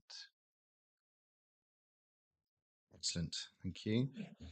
Item 16, committees and panels. Can I invite group leaders to report on any variations to the membership of committees and panels if necessary? Councillor Conboy. Thank you, Chair. Following on from the item that you've just reported on, Councillor Jagdew will remain on DMC for the future as a Lib Dem representative on behalf of the JA. Anything? No.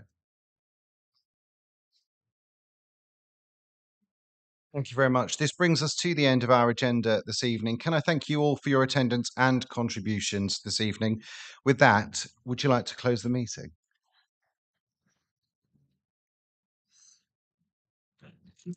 Thank you, members. The meeting is now closed.